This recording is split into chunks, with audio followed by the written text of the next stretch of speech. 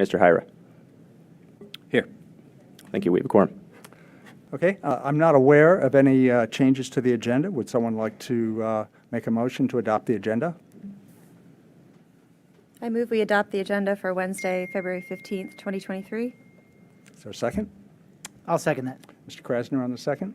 Mr. Trainer? Yes. Ms. Freelander. Aye. Oh. Yes. Ms. Weiss. Yes. Mr. Krasner. Yes. Mr. Puentes. Yes. Ms. Comont. Yes. Mr. Hyra. Yes. And Mr. Stevens. Yes. Minutes are adopted. Okay, thank you. And do we have any speakers for items not on the agenda this evening?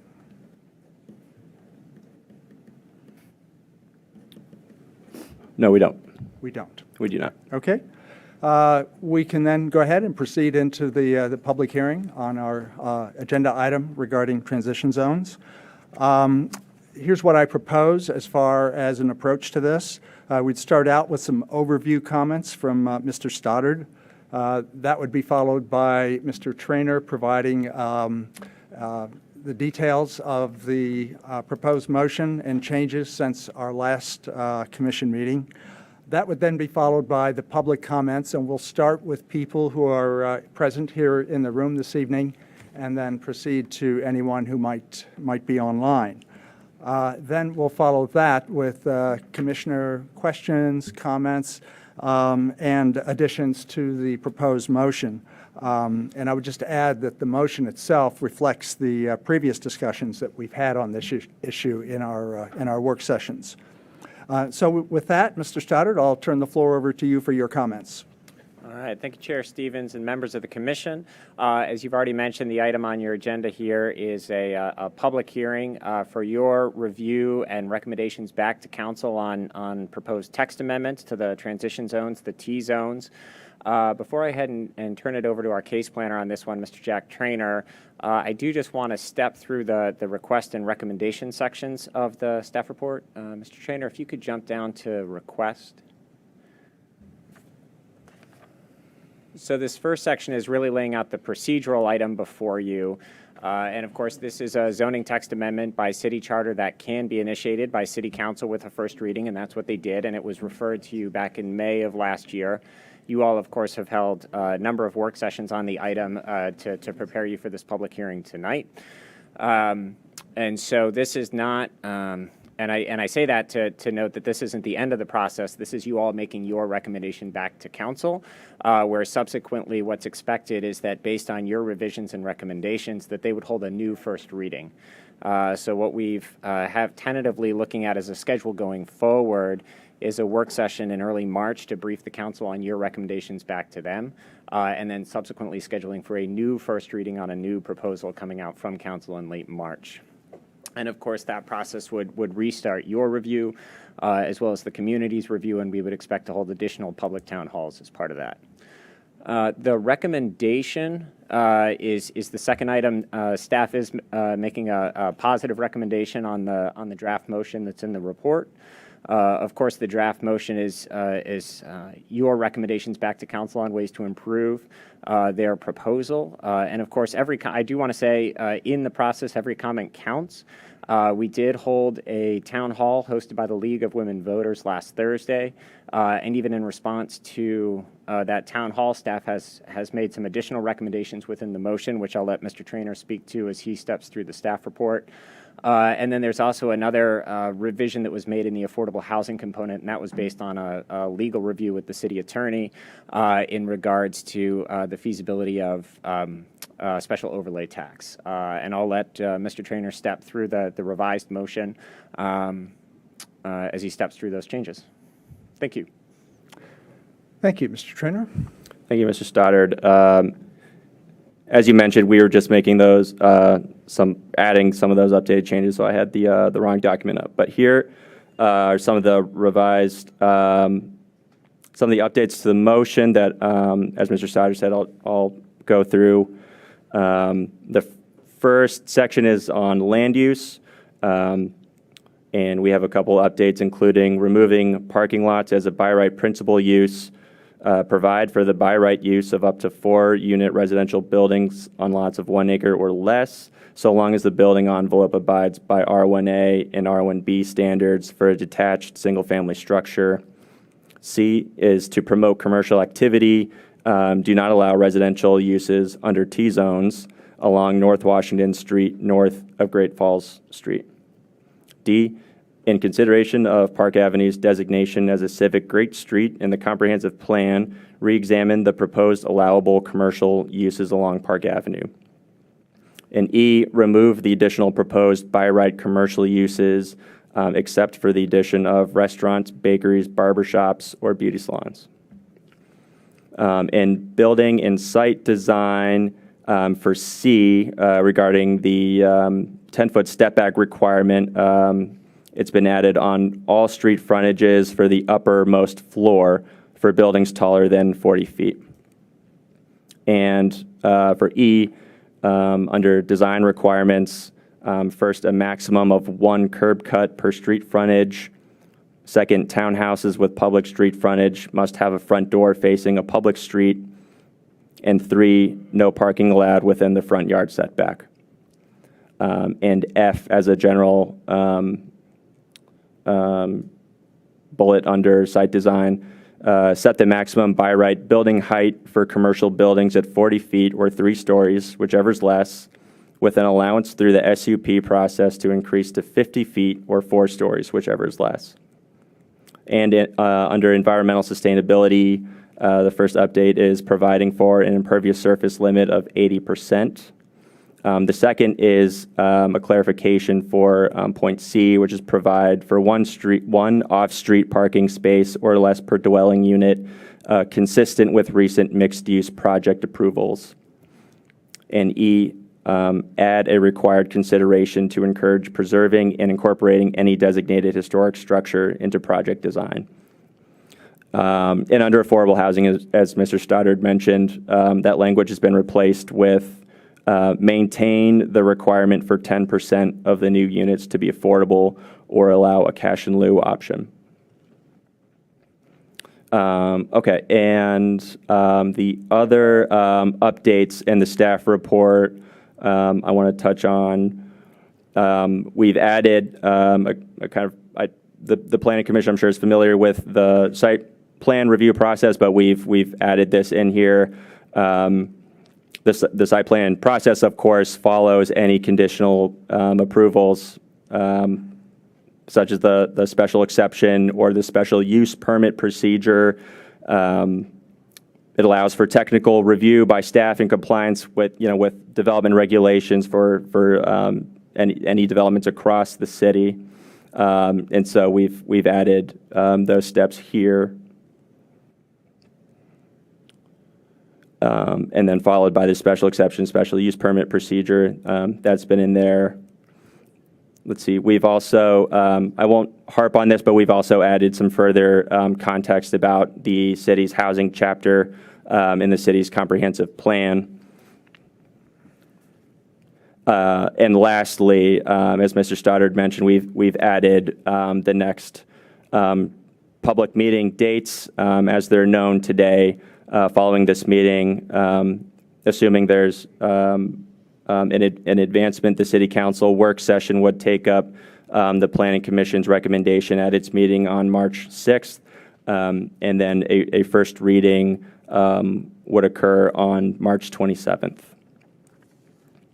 So that's all the updates I have for the staff report. Okay, thank you very much. I think that brings us to the point in the agenda where we will have our public hearing and invite people who would like to address the commission to do so. A couple of points to recall. We're allowing 3 minutes for everybody in light of the large number of people that are here. It's fair to everybody if we stick to the 3 minutes. We would appreciate it if you would use the podium that's over here that has that little light fixture on the top. And that light fixture will help guide you in terms of the time that's remaining. The yellow means that you're getting close to the end of 3 minutes, and then the red, of course, means that the 3 minutes has expired. Mr. Chairman, can I just make one comment before we proceed? Sure.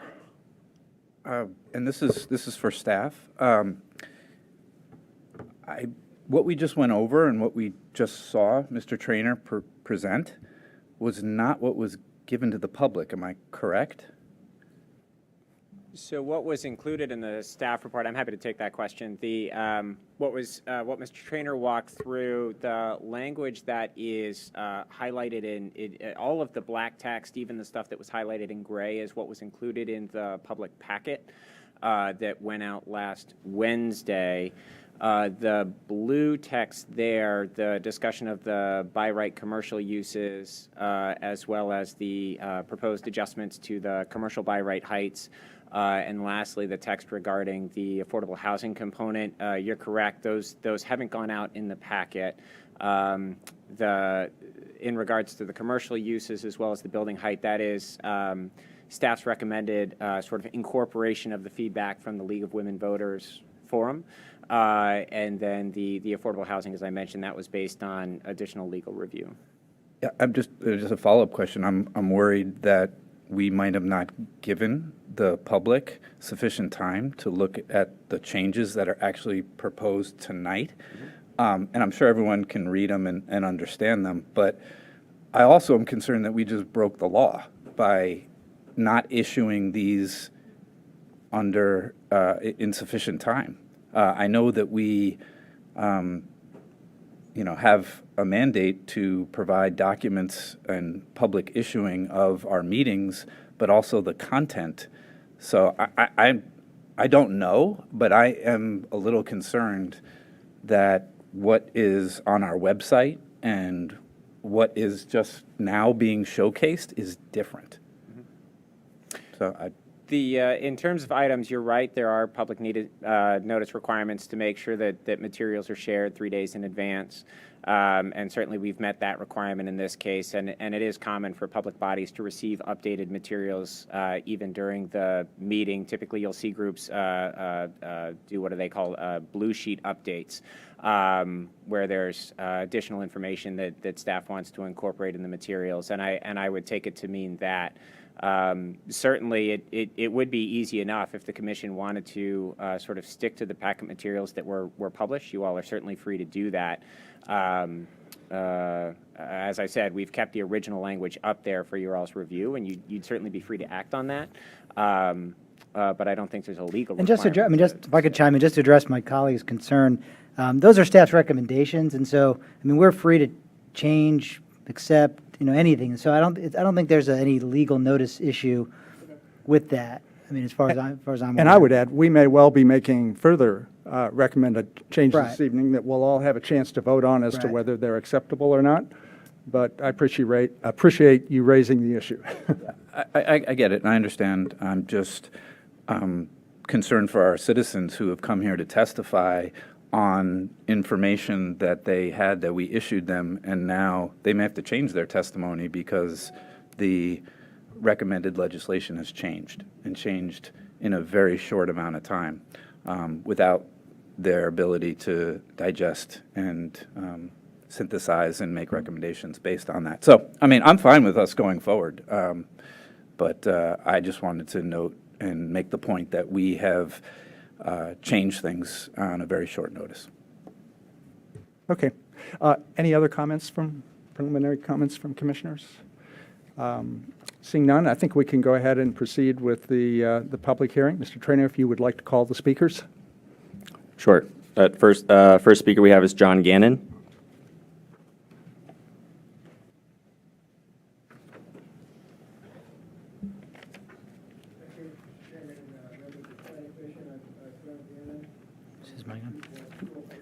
Is your microphone on? I'm sorry. Make sure the green light is on the microphone base.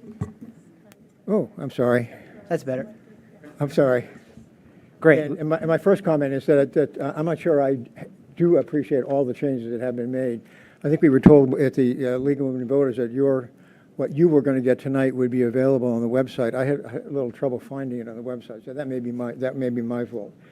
So I will tell you, I did send you a letter in November expressing, as a former planning commissioner and member of the council, my opposition to the changes to T zones. I attended that meeting and then the full meeting with the League of Women Voters, which was another long night, and a lot of credit to Mrs. Stoddard. I think you'd handled that very well, professionally and coolly, and I think dealt with a lot of sometimes very pointed questions about that the citizens had in their minds. But I think at the end of that long night, that I sensed that the citizens were still clearly uneasy about the potential negative downside of these proposals on their quality of life, including with regard to increased density, which is the big one, what that would mean, stormwater management, traffic and parking issues, noise abatement, privacy, and other important environmental issues, including ample provision for mature trees and other green space, as well as simple line of sight. So my view is that the public education effort on this has faltered, and it's not because we don't have smart, responsible citizens who do their homework. That was very clear in the meetings that I have attended. They do their homework. So I reduce it all from what I've heard from them and from what I heard myself, and that is the quote that I like what I see when I look out my window today. I fear what I'm going to see when the zoning changes go into effect. And that level of uncertainty, I think, is not a good sign, I think, for any effort that the city would want to put forward. So I at this point, and I still apparently have a little more homework to do myself, I stick with my original judgment. The existing code gives the city zoning tools to address and protect residential interests in transition zones, which, as we know, are interests which vary considerably across a multiplicity of small T-zone sites. I continue to see no valid reason to give up any of these tools. I'd like to make a final comment about my own experience with this street, Park Avenue. In my early years in the city council, I served on a committee appointed by the council to restore the Memorial Day Parade to the city. It was chaired by Don Frady, the legendary public works director of the city. I got a holistic kind of look at Park Avenue as our authentic, second family-oriented main street, showcasing City Hall, the Community Center, Cherry Hill Park, the library, terrific residences, particularly in the north side of the city, and small businesses, and the St. James Church and School. It was a classic kind of main street you would find in any small or little city. Then as now, I noted and still note that the street needs upgrades with wider sidewalks, more pedestrian space, more mature trees, even canopies, and other green space, and a lot less surfaced parking lots, and maybe someday even undergrounding of utility lines. I've had some recent disappointment as we pursue this vision for a revived Park Avenue. The Crossroads Center away with, we are all familiar with Panera, Solace, and especially Sweet Frog. That is a project that opens to Broad Street in a very welcoming way and with an open space inside. But when it comes to Park Avenue, it is a stark, horizontal, a vertical facade which collides with the street and leaves almost no room for any kind of greenery or improvement to the sidewalk along the street. If you could wrap up your comments, sir, so we can Sure. get other speakers. Okay, and the same thing happened with the Hilton Hotel. If you look at the parking garage backs into the street. So my point is, I think, and when we look at Park Avenue, I hope that we will look at public-private partnerships that will be able to produce creative development that will satisfy the needs of commercial development as well as the citizens. I don't think we're doing it now, and I think tinkering where we are is not the way to go. Thank you. Thank you.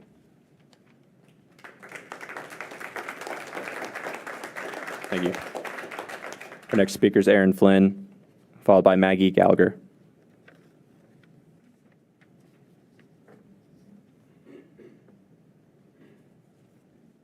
Hi again, Erin Flynn, 222 Little Falls Street. I continue to question the wisdom of an across-the-board zoning change to spur development on only a few properties. And with so many parcels and uses dismissed as not in play, there's a real chance of unintended consequences under this ordinance.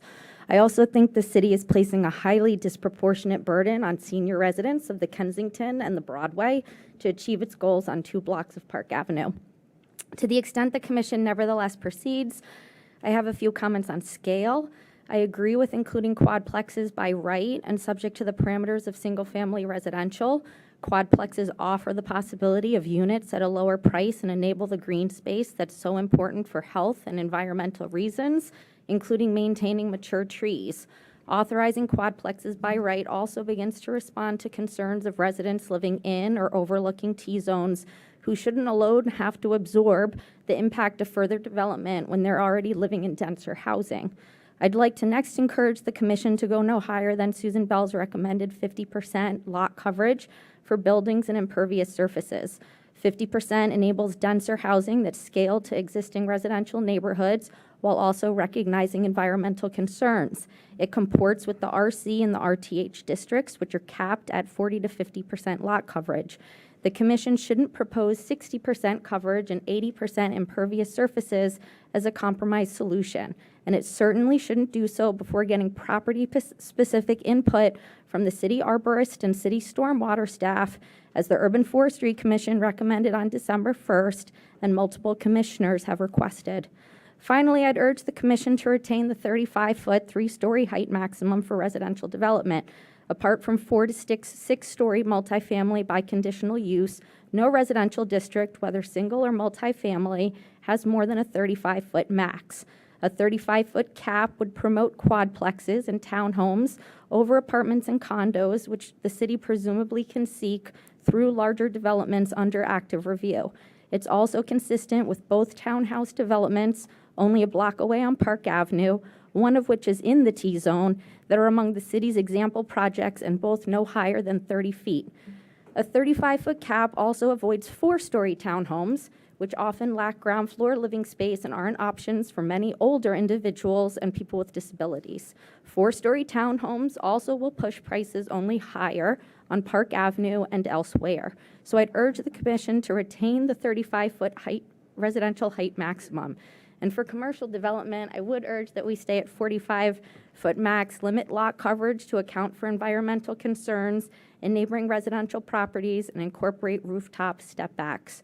Beyond any specific recommendations, I hope that the commission will use its voice, as it did with the East End plan, to advocate for community involvement far earlier in the planning process than is regularly occurring. Thank you.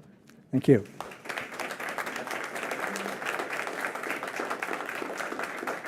Thank you. Maggie Gallagher. Hi, I'm Maggie, and I actually live in Modera Founders Row. I'm here today to talk about some of the affordable housing context of this zoning proposal. Although T-zones are a small portion of the city, they spread across 4 different small planning areas. They include about 60 lots. This zoning change has been presented as a means to provide affordable housing, making the city more inclusive to those of various economic backgrounds.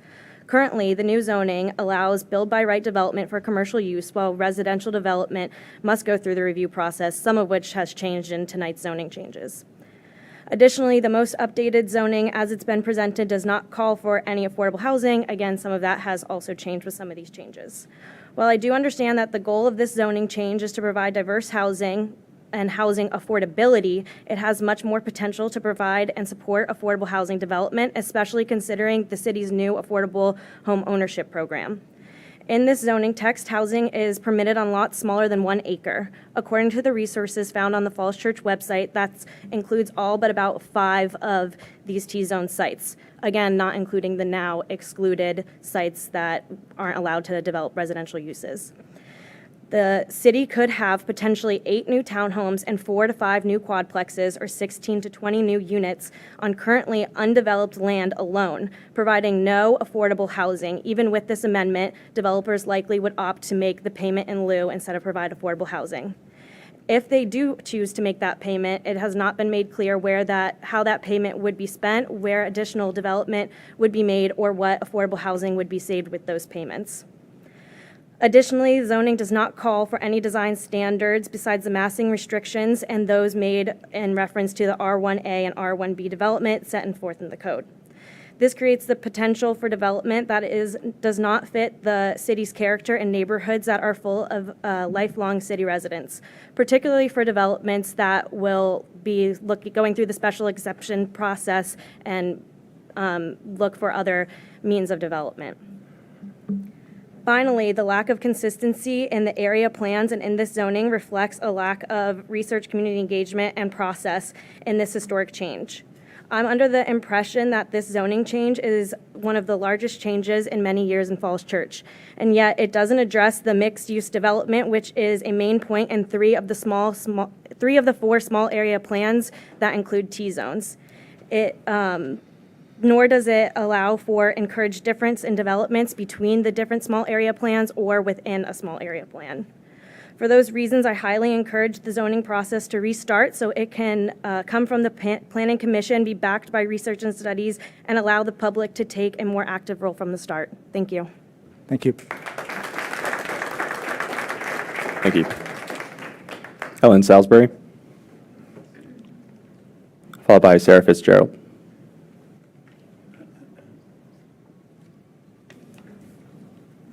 Thank you.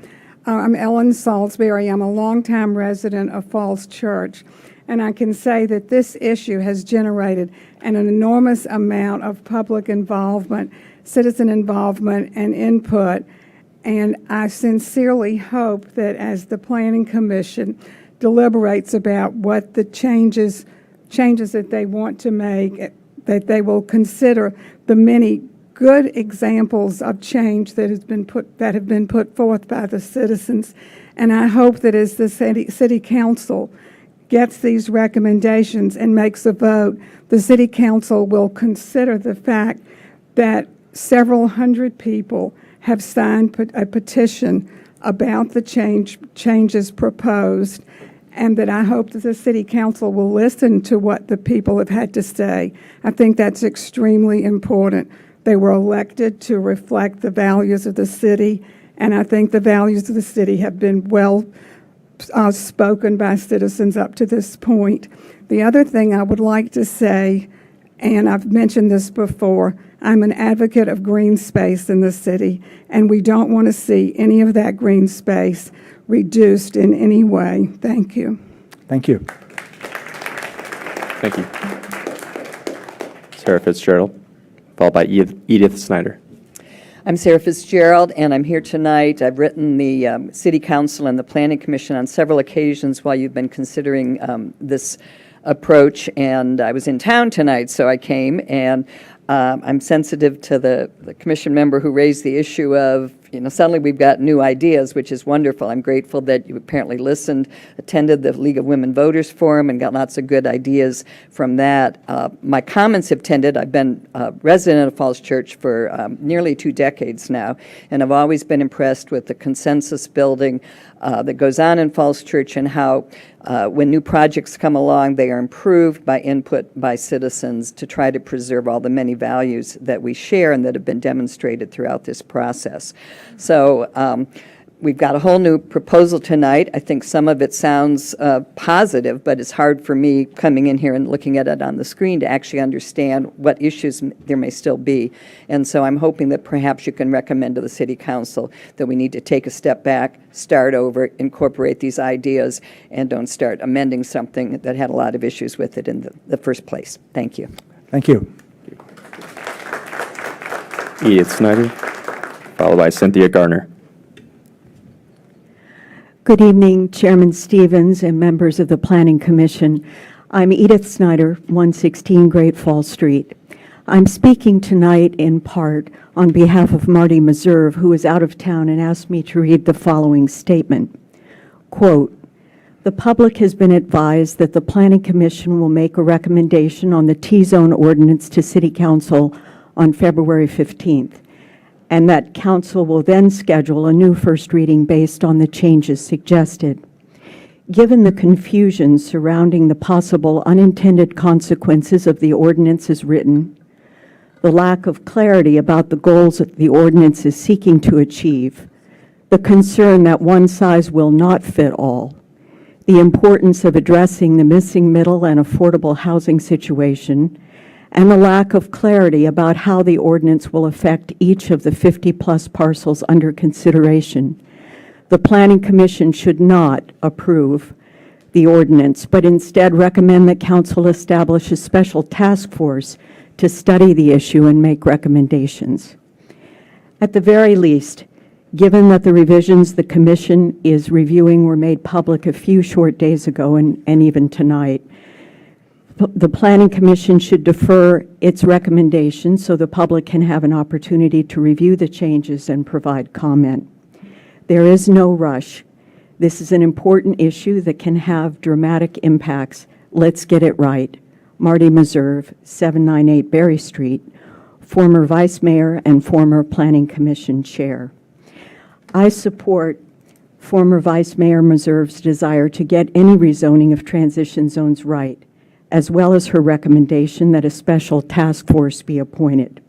Such a task force should include knowledgeable representatives from the public, some of whom you've already heard from tonight, or will, Mary Chavez, Aaron Flynn, Maggie Gallagher, and Fred Thompson, who have spent countless hours studying and commenting on this issue. Another option for the Planning Commission and the City Council to consider would be to include a referendum on the November 2023 general election ballot that addresses whether citizens favor changing the ordinance governing T-zones. Whatever you decide to recommend, I hope you will heed the carefully considered concerns and recommendations of the citizens you have pledged to represent. Thank you for providing the opportunity to comment. Thank you. Thank you.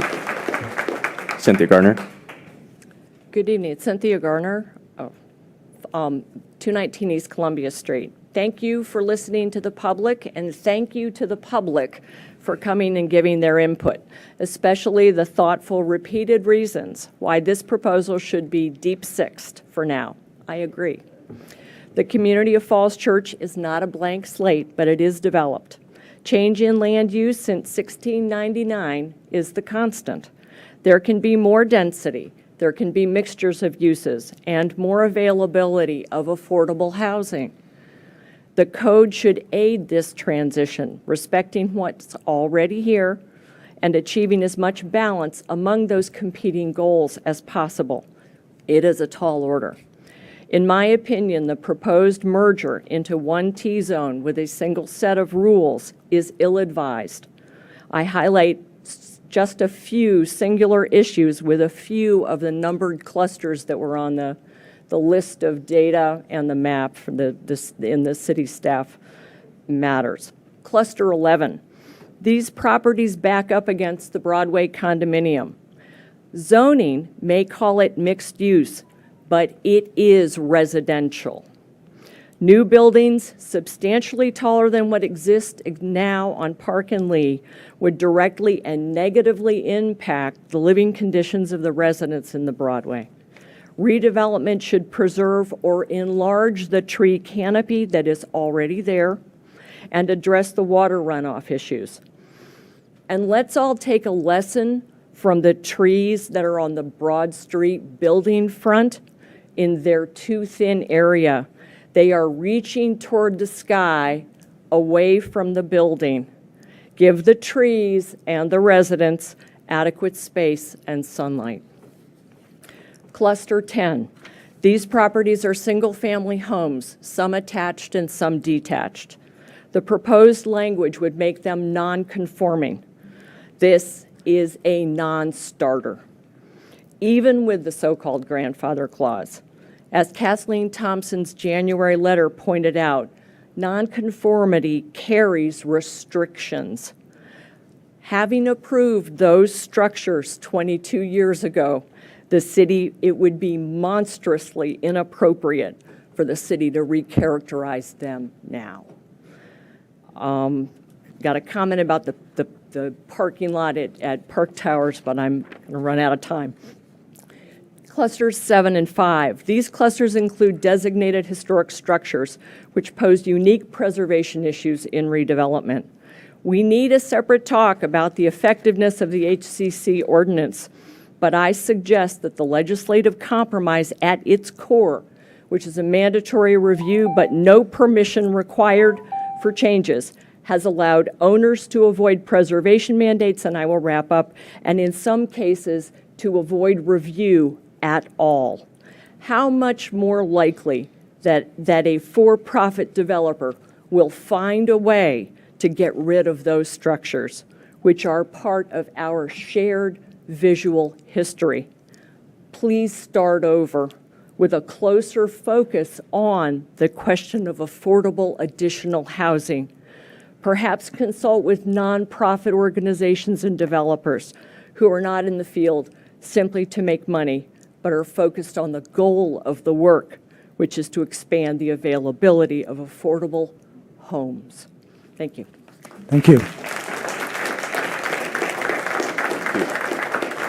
James Junn, followed by Mary Chavez. James Junn.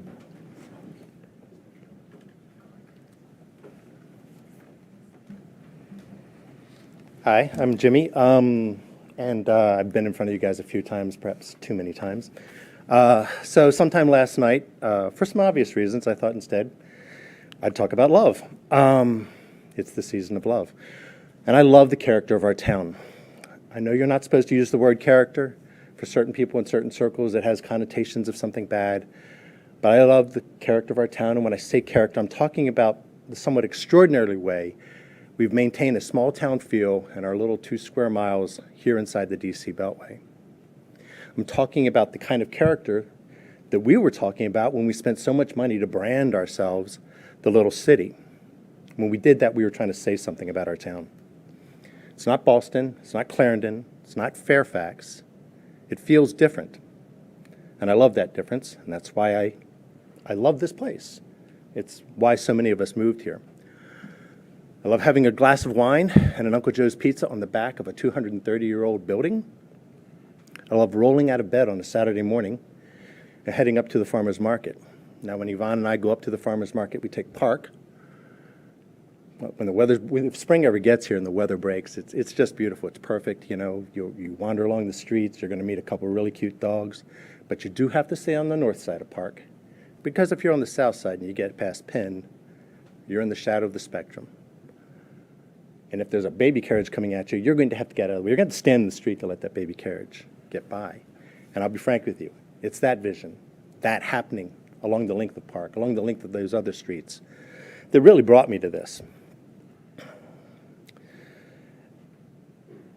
So I'm worried about that happening along the length of Park.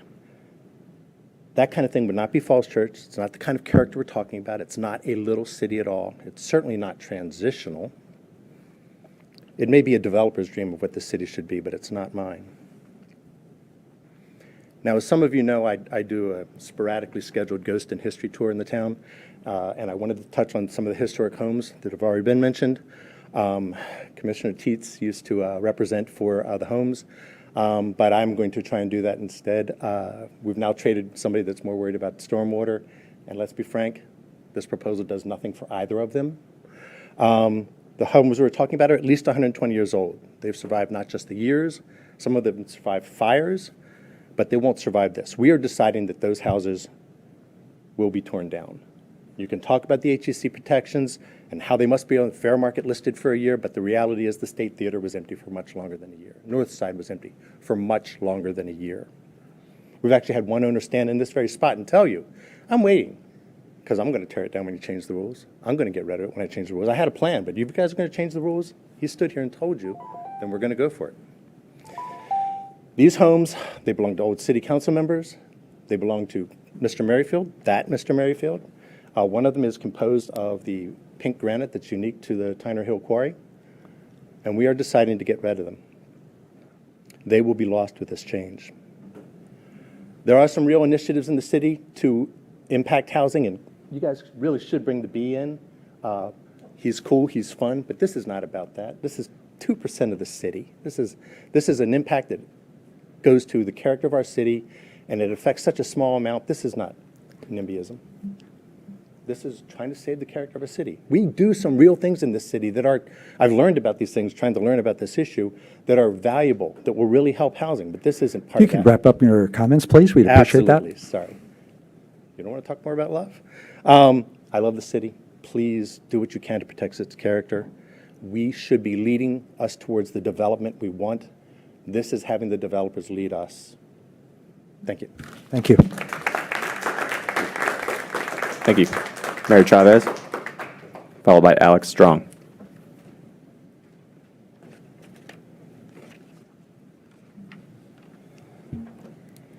Good evening, Mr. Chairman, members of the Planning Commission.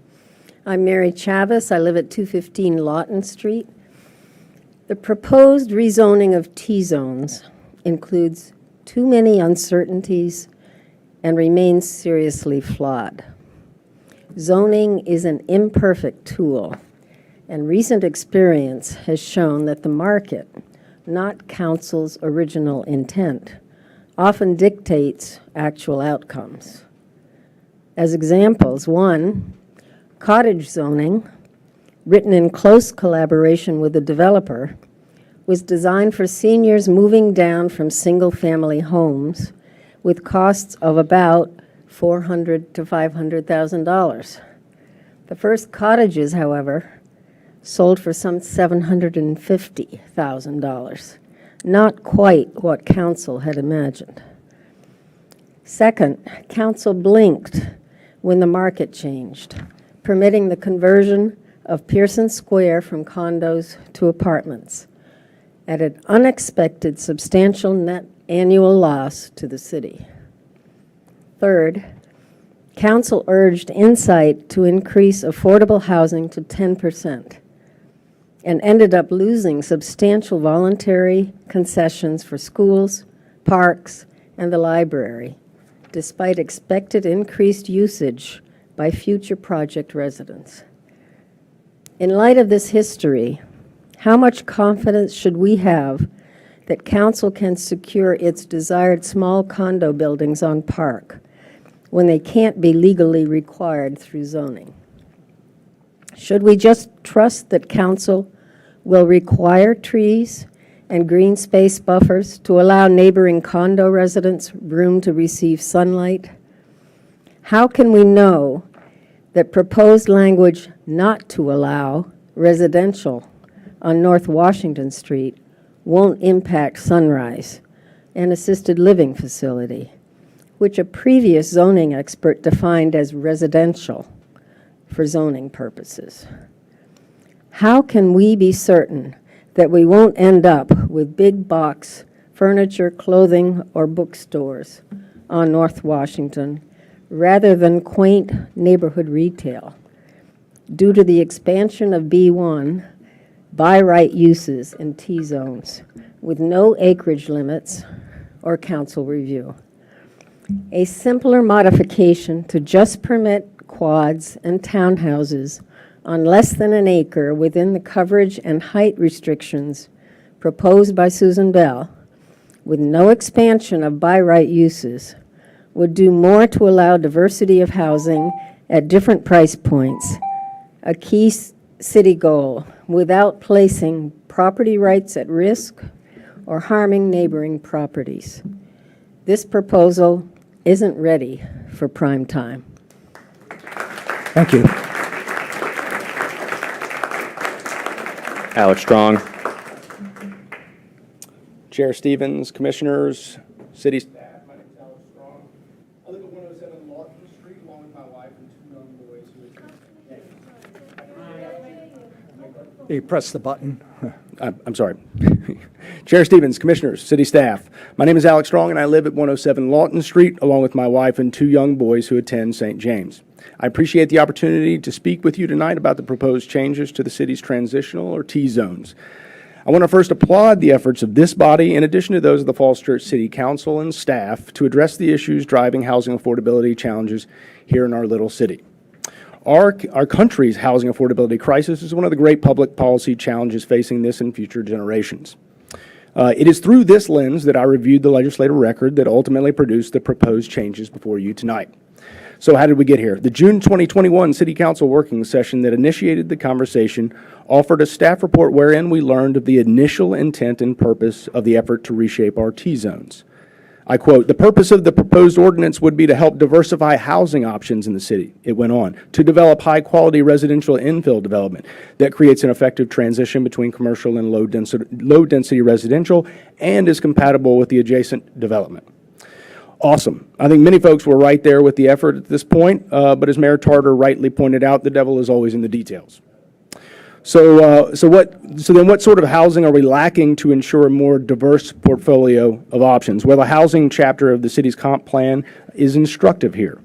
From 2003 to 2019, the city's single-family housing stock saw modest single-digit gains. Over the same period, the city's multifamily housing stock exploded, increasing over 65%. And I can attest, personally, that number is higher still today and growing as the city's official bird, the crane, sits perched literally above my house, helping to construct the Broad Washington project.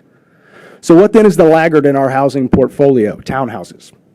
Townhouses enjoyed precisely 0% growth in the last 20-plus years.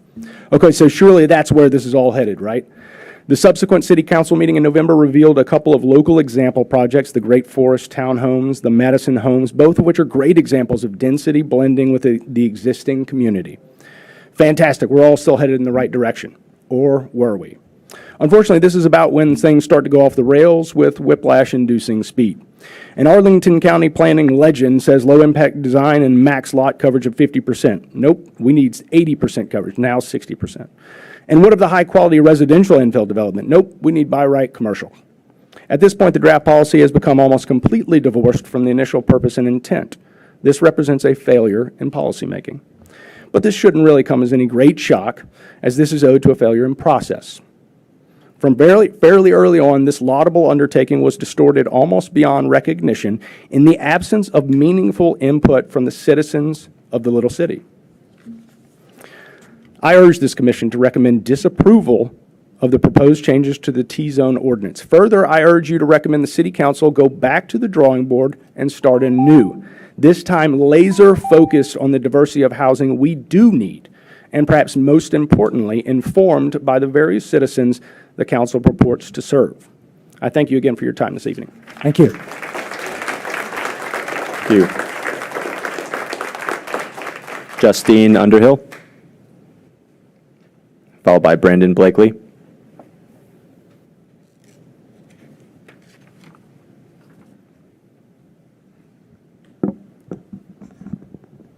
Hello, I'm Justine Underhill. I live in Falls Church, and I'm so glad to see so many people here engaged in the democratic process.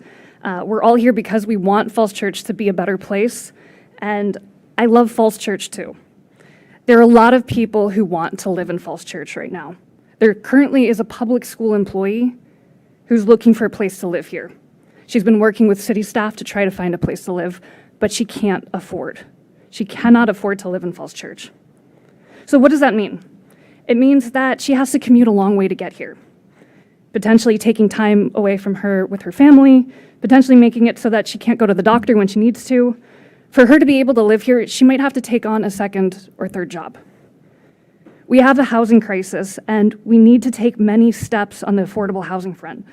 Now, this T-zone plan is not a panacea, and I don't think it was meant to be, but it is a step in the right direction. Every additional unit we build makes a difference in terms of affordability, and there are studies to show that. Right now, we effectively have a ban on townhomes. We have blocked condo proposals for T-zone areas in favor of single-family homes, parking lots, and setbacks. This T-zone plan is a step towards more density, more business, more residents, which makes for a vibrant, walkable community, something that I think we all do want, and we all love Falls Church. I would like to read a quote. "The project will have an adverse health and safety impacts. It will overburden city facilities. It is not in conformity with the city's comprehensive plan and will not provide a community benefit." That's a quote from this planning commission. Well, not this planning commission, but the planning commission from 22 years ago when they rejected the Broadway. I'm glad that the Broadway was eventually built. And I'm glad that the city was able to bring so many great people into this community. If I were here 22 years ago, I would like to think that I would have advocated for these residents to be here as well. Today, I feel a moral duty to speak up for future city workers and residents. Please help make the most of our valuable land that we do have, and I urge you to support density in the T-zone plan. Thank you. Thank you. Thank you. Brandon Blakely, followed by Meredith Anderson.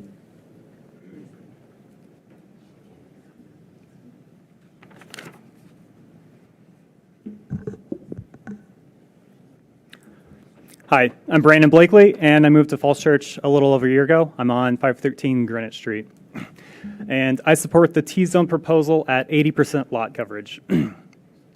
This new project presents a rare opportunity to build mixed-use and denser housing in Falls Church, with all of the benefits that that entails.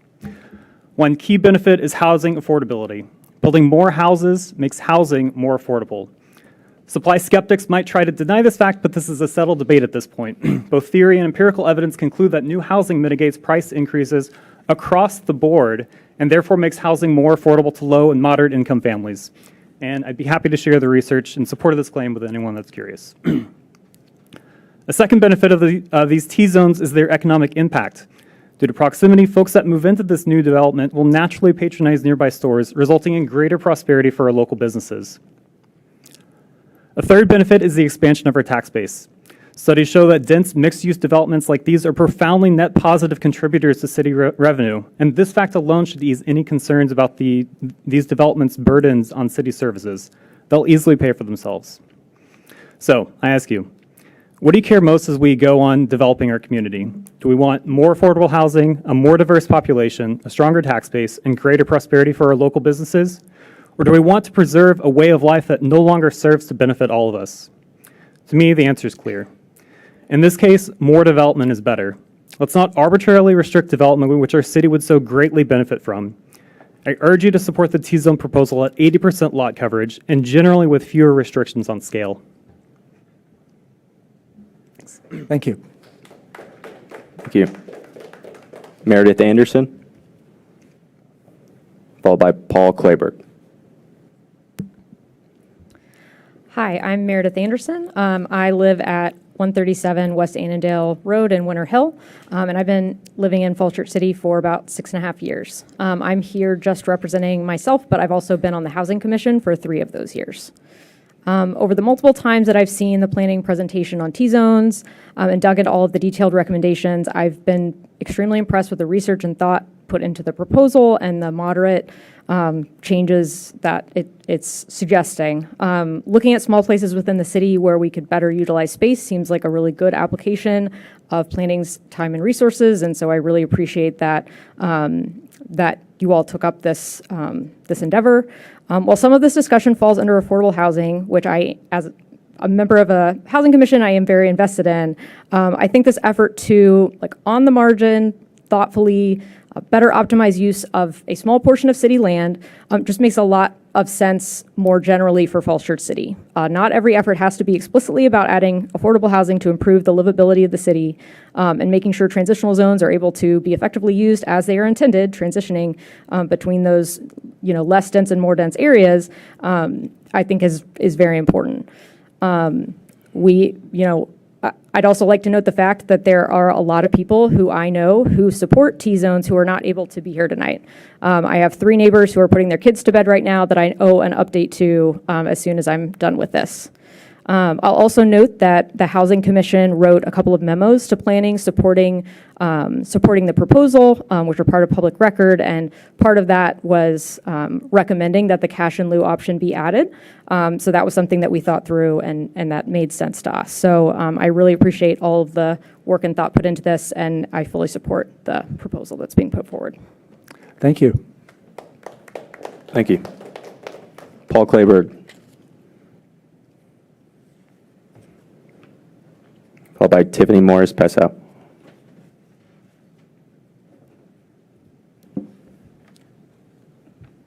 Good evening. Thank you for the public input.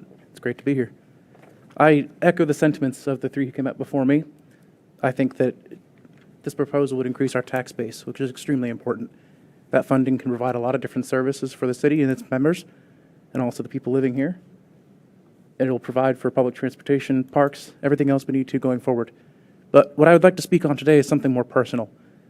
With this proposal, we will have much more density and much more goings-on, as you will, on Park Street and down Washington. This is extremely important to me as somebody who's unable to drive because of my long-term vision issues.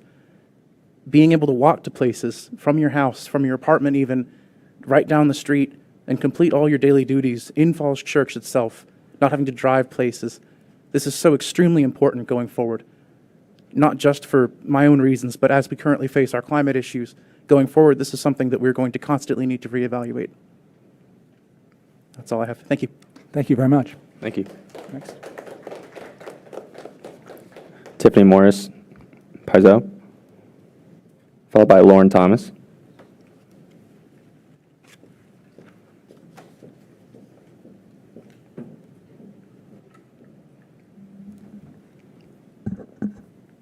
Hello, my name is Tiffany Morris Palazzo.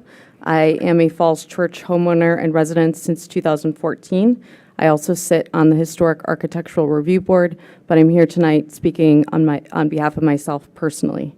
Like many residents, I strongly oppose the T-zone proposal. I thank you for the modifications that staff has made, but want to make 5 points. 1, the proposed modifications for by right zoning need to be eliminated, full stop. These changes are effectively a golden ticket for unfettered development and nothing more. Number 2, a reduction in off-street parking does not reduce car use. It simply pushes cars to utilize street parking spaces, further congesting our streets. Number 3, aesthetics matter. Falls Church residents are fatigued by development.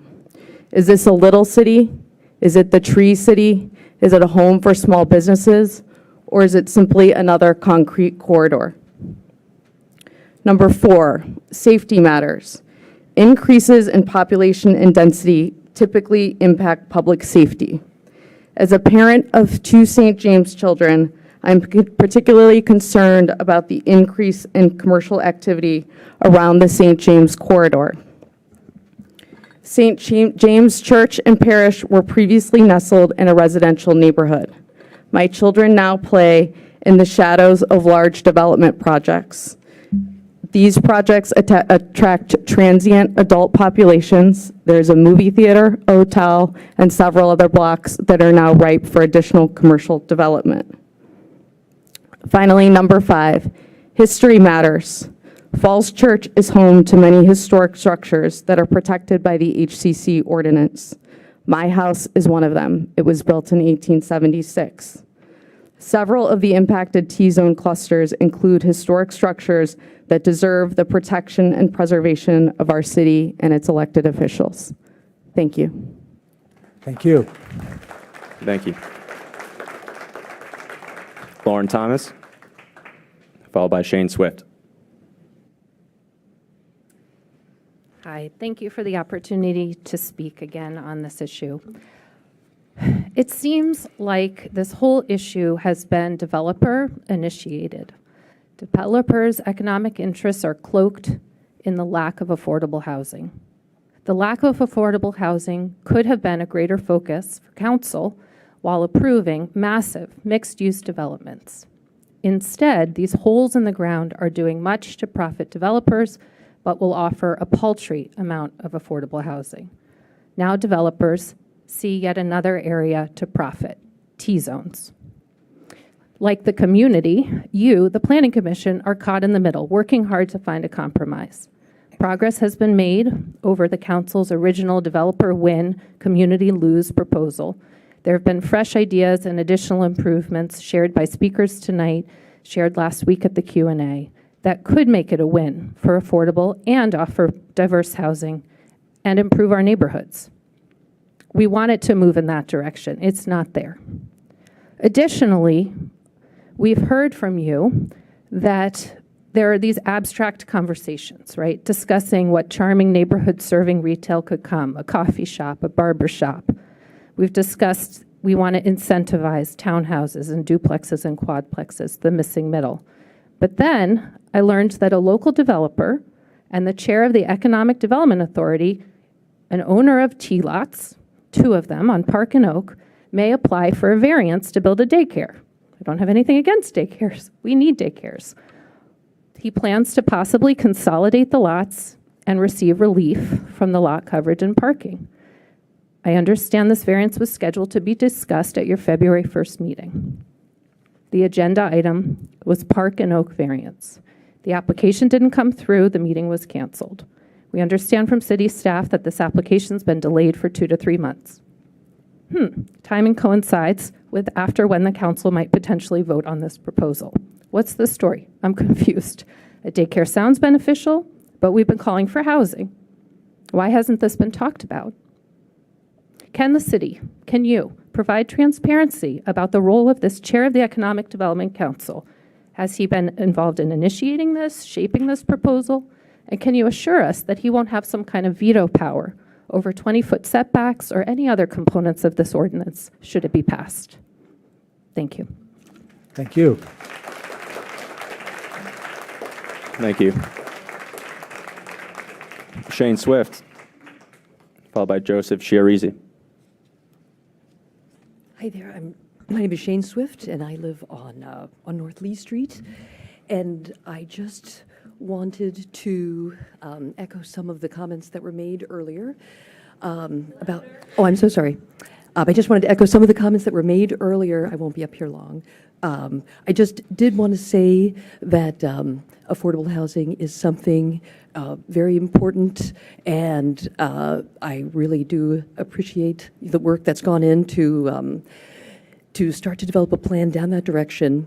But I do believe that at this point, because there is a lot of confusion around kind of the plan, the recent changes that have been described tonight, petitions that have hundreds of signatures, basically kind of reiterating or echoing confusion around the proposal. I would ask that the Planning Commission please not approve the ordinance tonight, but instead recommend that the council establish a special task force to study this issue in more depth. Thank you. Thank you. Thank you. Joseph Chiarese, followed by the NIMBY and the Beekeeper. Hello, my name is Joseph Chiarese. I live on Gundry Drive. I'm also the chair of the Environmental Sustainability Council, but my comments tonight just represent myself. I just want to say it's ridiculous to take out housing above on North Washington Street. The whole point of this was mixed-use housing. And, you know, the first slide on every presentation we've gotten has been about affordable housing and mixed use. We really should be optimizing for that. I just want to mention, you know, we are actually in a housing crisis. It's pretty ridiculous to think that in a transit corridor with 2 metro stops within a mile and a half of us, that there shouldn't be tons of density, and pretty ridiculous, absolute policy failure to allow any single-family homes in the northern area of Falls Church at all around metro stops. Broad Street is getting a bus rapid transit. Why would we allow single-family, one-story buildings along a bus rapid transit corridor? We're absolutely in crisis. Any thoughts of postponing this for another year or longer, or creating subcommittees upon subcommittees and just drawing this out for more years is just denying people the American dream and denying people opportunity and the ability to meet their needs in our city.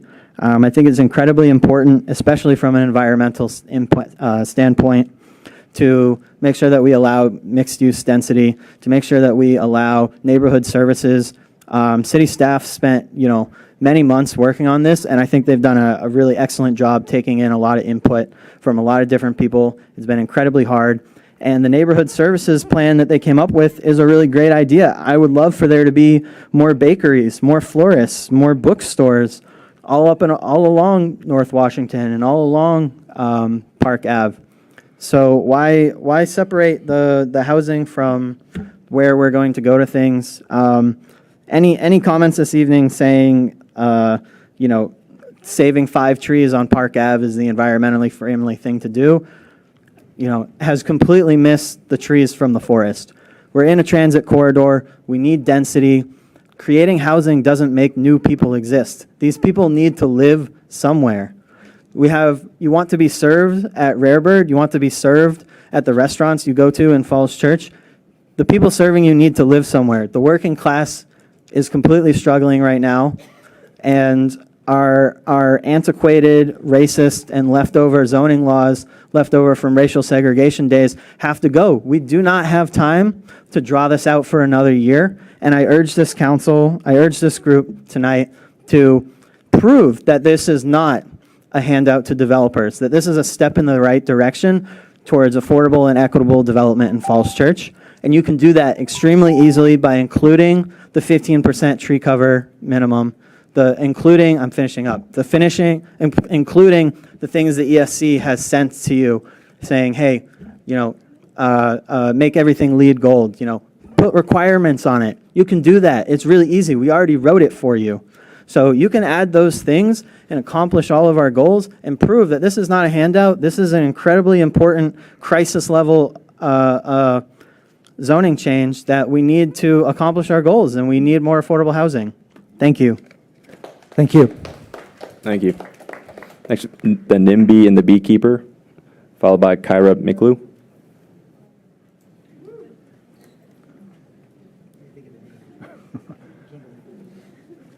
If you could give us an actual name, please.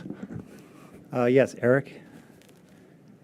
My name is Han E. Combs, and I'm the beekeeper of NIMBY, who has prepared a speech that I will read because, well, he's a bee. Dear Commissioners, my name is NIMBY, President of the Hive Mind Community Association. It has come to my attention that tonight you are approving a zoning policy that will do one thing I hate the most, force me to accept change. When I heard about this, I made a beeline to speak here. I stand before you an angry bee. Everyone keeps promoting more density, but trust me, density is not the bee's knees. I should know because, well, I grew up in a very dense beehive. We lived in overcrowded conditions, working for a demanding queen that we didn't even elect. Crime was rampant throughout the colony as we were attacked daily by other insects trying to steal the honey we worked our abdomens off to make. And worst of all, there was no parking. Afraid for my life, I did what so many other wasps did during the 60s. I fled to the suburbs. Getting out of that overcrowded hive was the best thing I ever did. The suburbs allowed me to build my own single insect honeycomb in a quiet, sorry, these pages are stuck together, a little honey here, in a quiet place far away from the hustle and bustle of that noisy hive. Now I could spend away weekends brewing craft honey or working in my garage practicing my carpenter bee skills. I built a home the way I wanted to, on my own property without others telling me how to do it. But now this council might give those same rights to other property owners? That just stings. Please don't shove this policy down our thoraxes. Give us more time to kill this proposal through endless community listening sessions. Please respect my fellow NIMBYs who've lived here longer than everyone else and therefore should have more say in our democracy. And to all you YIMBYs out there pushing for missing middle housing and don't love this neighborhood as much as I do, I say buzz off and mind your own beeswax. If you think you can come here and change our perfect community with small apartment buildings, then prepare to feel my sting. My fellow NIMBYs and I will swarm to protect our low-density hive at all costs. In summary, I'm not against density apartments. I just don't want them anywhere near me. Thank you for listening, and I look forward to moving backwards together. Signed, the NIMBY. I think that's a first. Thank you. Kyra. Good evening. My name is Kira Mickle. I don't live in Falls Church. However, I have worked for 2 small businesses in Falls Church. I worked as a yoga teacher at Dancing Mind Yoga for many, many years. I'm currently a coach at Tinner Hill CrossFit and also an investor in that business. I also have a really great job as a cybersecurity professional at a large bank in the area. That means that I can afford to live in Arlington, but not Falls Church.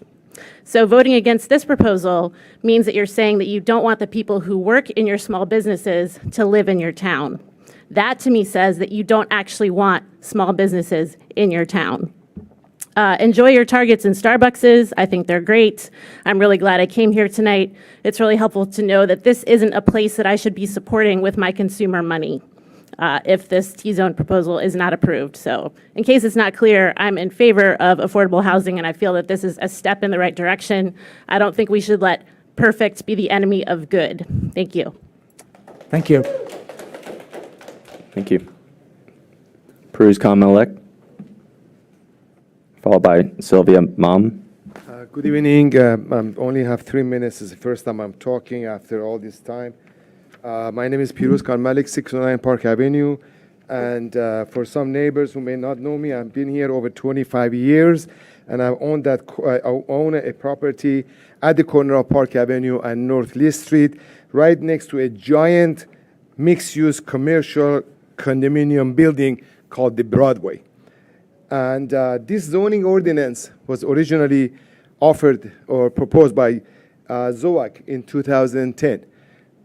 Few years ago, the planning staff spent a lot of time, a lot of money, did a lot of research study, and came out with the numbers that gave to council, and council moved on with that numbers, with those numbers. That was 80% land coverage, 10 feet setback, and 50 feet height. These numbers were just based on a lot of study and a lot of money spent by the staff, and just didn't come overnight out of nowhere. Then during the process, I was just wondering what happened to it. 60%, 20 feet setback, extra, impervious, 80%, and tree canopy, and all that were added to it, reduced 60%, 20 feet, and all that. I said, what is left to build? There's nothing much going to be left to build. But since I don't have very much time to talk, I would like just first, rather than comment to my neighbors, I would like to give my own perspective of the whole thing. Number one is that the townhome, I strongly support the townhome and multi-family houses on T1 zones. Lot coverage, reducing a lot coverage from 80% to 60% would not permit a viable multi-family development project, particularly on these small parcels, which are the characteristic of the T-zone properties in our city. Knowing that there will be a process of a special use permit, SUP, review before the site plan, and for the townhouse and multifamily, I strongly suggest that we should keep the land coverage minimum at 70%, as well as the height has to be minimum at 50 feet. We already have 45 feet. I don't know why some people are just trying to put their head inside the sand and they don't want to see it. We already have 45 feet. I can already go and build a project right at the property line, at the Broadway, at 45 feet by right, without even bothering with any of this process. Setback, 20 feet, knowing that how small these T-zone properties are, forcing a 20 feet rear setback would make the development on these properties more complicated, if not impossible, especially on the corner lots. I strongly recommend leaving the council recommended 10% feedback. The 10 feet. The 10 feet setback would also support the 70% coverage. Lastly, impervious surface. Impervious surface imposing a maximum impervious of 80% would impose restrictions on creating a desirable and feasible development. I recommend that this limitation to be minimum 90%. On the parking issue, I support the one parking per unit, but want to have some flexibility in case of the design the project design required for that. Can I make my last? I think your 3 minutes is done. 10 seconds. I believe that these changes would help the T-zone properties to be developed in more attractive and less density projects compared to a mixed-use project that are allowed through the rezoning and special exception, and would be a lot more desirable transition between the big giant mixed-use commercial condominium buildings and the single family. Thank you. Can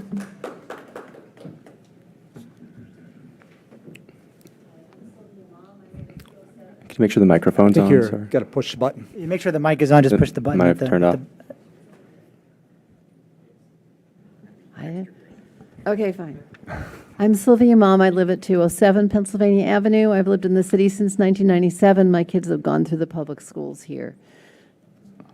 So I want to make 3 points. One is, as a 30-year employee of the Environmental Protection Agency and having run a lot of meetings, and I would just like to ask that you do a more aggressive outreach to publicize these meetings, because the first one I went to was in December. I had never heard anything about it until then. I gathered this has been going on for a while. You had signs on Park. In that period of time, I hadn't walked on Park or driven on Park. So I know I learned from a neighbor. So I'm sure you're meeting the legal requirements, but if you would please do more. And I think you could also do a lot better with your visuals. I've been in 2 of these meetings and the meeting at the high school. You cannot read your visuals on screen. So please try to make it easier for people. Secondly, I think that the 3 T-zones should be treated differently. They are very different. And I don't speak planning, so I'm not going to try. But, okay. I really support affordable housing. I think you could be in favor of affordable housing and want this proposal to be better. I think we can do better. I've looked as a senior, I've looked at whether I could sell my home and find a place to live in Falls Church that I can afford it, and I can't. Neighborhood, a sense of neighborhood is really important. I think this proposal as it stands is going to undermine that. I would like to see small businesses. 4plexes would be great. I think, limiting the lot coverage, and I support Marty Meserve's proposal for a task force. I think this needs to go back to the drawing board. We can do better, and you need to equip council to do better to deal with developers instead of caving to, not pushing. 10% affordable housing isn't that much, and we haven't even gotten that in some of the developments, and if that's all you're going to get here, it's not going to be enough. I heard the number 800,000 for the units. That's not affordable for a lot of people. So I think there's probably common agreement for affordable housing, but this is not going to get us where we need to be. Thank you. Thank you. Thank you. Scott Pierce, followed by Aaron Wilkowitz. I'm Scott Pierce, and I live at 415 Park Avenue. Chairman Stevens, Commissioners, thank you for the opportunity to speak. And thank you, everybody, for coming tonight. It's great to see this amount of involvement in a civic issue. I am not as articulate or as well-informed as many of the people have come before me. I came here thinking that I was going to protest against the undue speed with which this proposal was brought forward for decision, and I was opposed to it. But I have to say that I am convinced that we do need more affordable housing in Falls Church. Absolutely, that's the case. We also need more diversity. I remember my son used to work at the Applebee's that was on Broad Street. And we would go in there, and there was a lot of diversity and a lot of social diversity, both the way people look and the amount of money people made in the customer base of that Applebee's. It's gone now. I don't see that same diversity, say, in Northside Social. So I am for diversity, and I am for affordable housing. I do believe that if 10% affordable housing is good, 20, 30, or 40% is even better. I think that if affordable housing is good, then removing the in lieu of allowance to developers is also a good idea, which will force them to actually provide housing to the people for whom it is intended, and not just a payoff, an overhead cost that they calculate into the cost of development. So if we are really serious about this, about affordable housing and about getting people into Falls Church who look more like the greater Washington, D.C. area, let's do it. Go back and rework the proposal.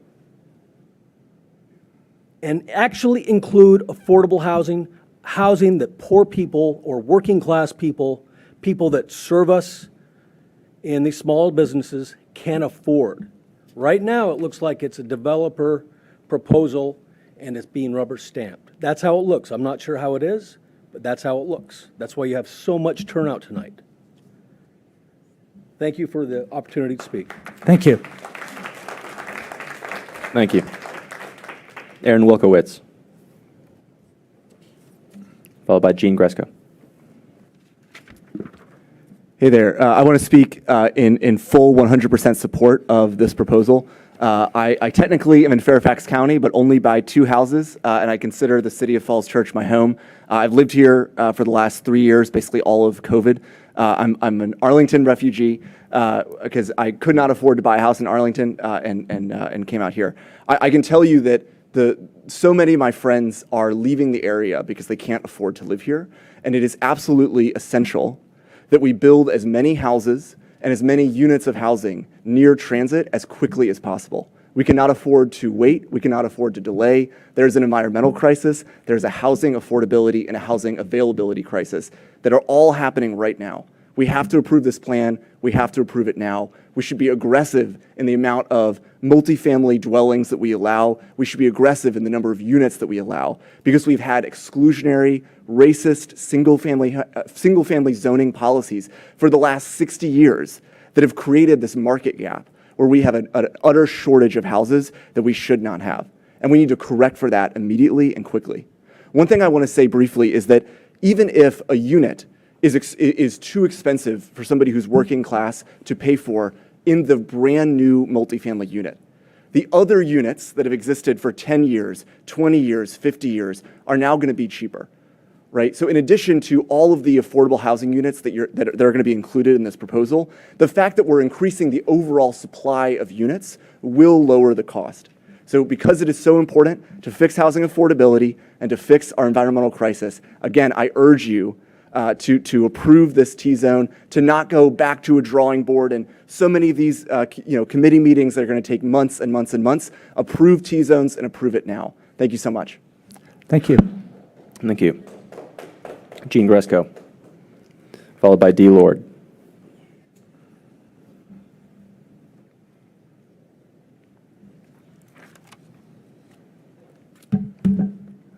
Hi, my name is Gene Gresko. I live at 120 North Fairfax Street.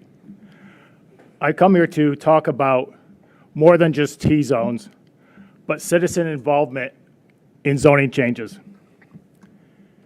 Specifically, I know we just saw the B-Man presentation, which was meant to be very entertaining. But make no mistake, when progressives and developers call you a NIMBY,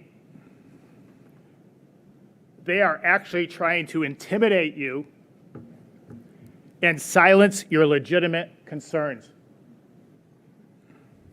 Falls Church talks about diversity, but that includes diversity of thought. We all listen to each other respectfully, various concerns on both sides of the issue. But that demonstration wasn't respectful. I encourage everyone to continue respectfully and strongly state your issues so that we as a community can move forward with compromise and consistency that is our hallmark.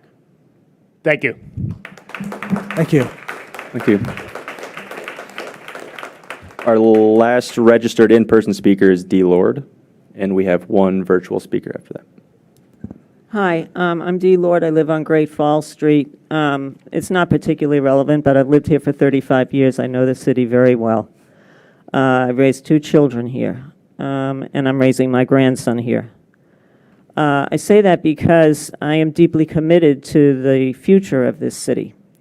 I also have a background in housing crises. After World War II, there was a housing crisis, and they had to house GIs, and I grew up in an apartment project in the Bronx. Most people in this room did not.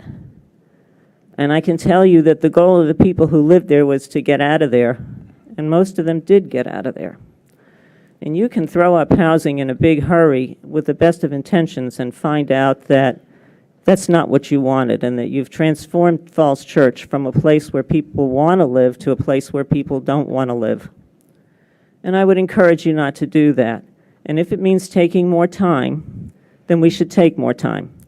I lived through a very bitter struggle in this city about expanding the community center.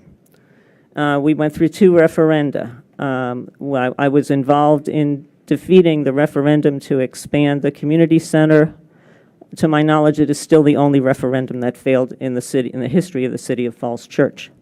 There was that much opposition to it, and I think there will be that much opposition to this program. What I have been struck by tonight is the amount of agreement that there is. There is a lot of agreement around the need to provide affordable housing. There is agreement on certain height limitations. On other limitations, there's not so much agreement. But it's my impression from listening to this that if we have a task force that is comprised of interested people in the community, including developers, including citizens, including the Broadway, including proponents of development, and including city staff, this could be effective in resolving the problem and achieving agreement, broad agreement, on a plan, and leaving to one side perhaps those points on which we really cannot agree and are causing a tremendous amount of distress in the community. So I don't think that forming a task force is just a way to put this off. I think it is really a way to bring this forward in a manner that can achieve something for the whole community. Thank you. Thank you. Thank you. That's all the in-person registration slips I have. If anyone else in the room would like to speak. Looks like you could proceed to the online speaker. Sure.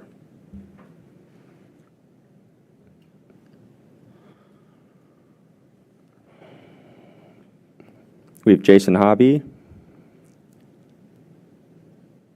Go ahead, Can you Mr. hear Hobby. me? Yes. Hi, my name is Jason Hobby. I was born and raised in Falls Church. My wife and I moved back here about 3 years ago, and we live on 210 Southwest Street. I do not support the transition zoning amendment as it's currently written. I think the building heights are too tall. I think there needs to be a better height transition and buffering between the rears of those properties and adjacent existing single-family housing. I think the numbers of dwelling units proposed, I understand, the need for housing, but I think the numbers of dwelling units proposed are too intense, and I don't think enough is being done to preserve some of the historic structures that I do think give the city some character that is increasingly becoming lacking. I would also note that if the concern is providing housing for the missing middle, I don't think that, as again currently proposed, the amendment does enough to promote affordable housing. I'm sorry, but when you're putting in multifamily or townhouses that cost $600,000, $700,000 for a 2-bedroom, up to $1 million, that's not affordable. I don't know who that's targeting. I'm an attorney and I could barely afford that. And my wife's, a full-time working professional too. And I also don't think, one thing that's often missed is that's, your mortgage payment, but that doesn't include, for a lot of these new buildings with elevators and all the other fancy amenities, there's a couple $100, I guess it's the equivalent of an HOA, a building fee, condominium unit owners association or HOA fee on top of that too. So that's not an affordable product. And I also don't think that dwelling units, that rent for $3,000 plus a month are going to do much to solve any kind of affordable housing issue either. I think that, to make this more palatable, in addition to those other things I mentioned, that the rate of affordable dwellings needs to be drastically increased, or possibly some of these options that allow for 100% affordable units need to be explored. They do it in Loudoun County. And, there are a couple of different federal and state tax credit programs for developers that allow that. And then one other thing I'd note too is that if the concern is missing middle and preserving affordable housing, I'm seeing a lot of existing perfectly fine, starter houses in Falls Church that are right at that price point where people starting off, that $700,000-800,000 price point, they're getting bought up and torn down by developers and then getting replaced by $1.5 million houses. And that certainly is not affordable. I don't, in addition to this, I don't see why there doesn't appear to be any kind of effort to prevent that from happening. And, I understand, people want to sell their properties and stuff, but I think that there are ways that you could regulate these existing lots to make it unprofitable for these teardowns to continue to happen and preserve some of that additional single-family detached housing stock. And let me see, is there anything else? And also, this is a valuable opportunity. And once the land is, if this amendment is passed and the land is gone, that opportunity is gone forever. And it's not something I want to see happen in Falls Church. Thank you.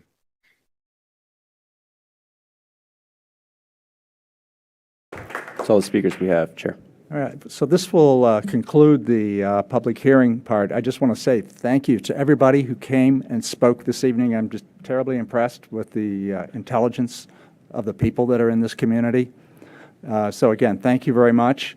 I'm going to propose to our commissioners that we take a break. How do you all react to that? Is that about a 5-minute break to give us a chance to regroup a little bit before we roll up our sleeves and go into our part of the meeting?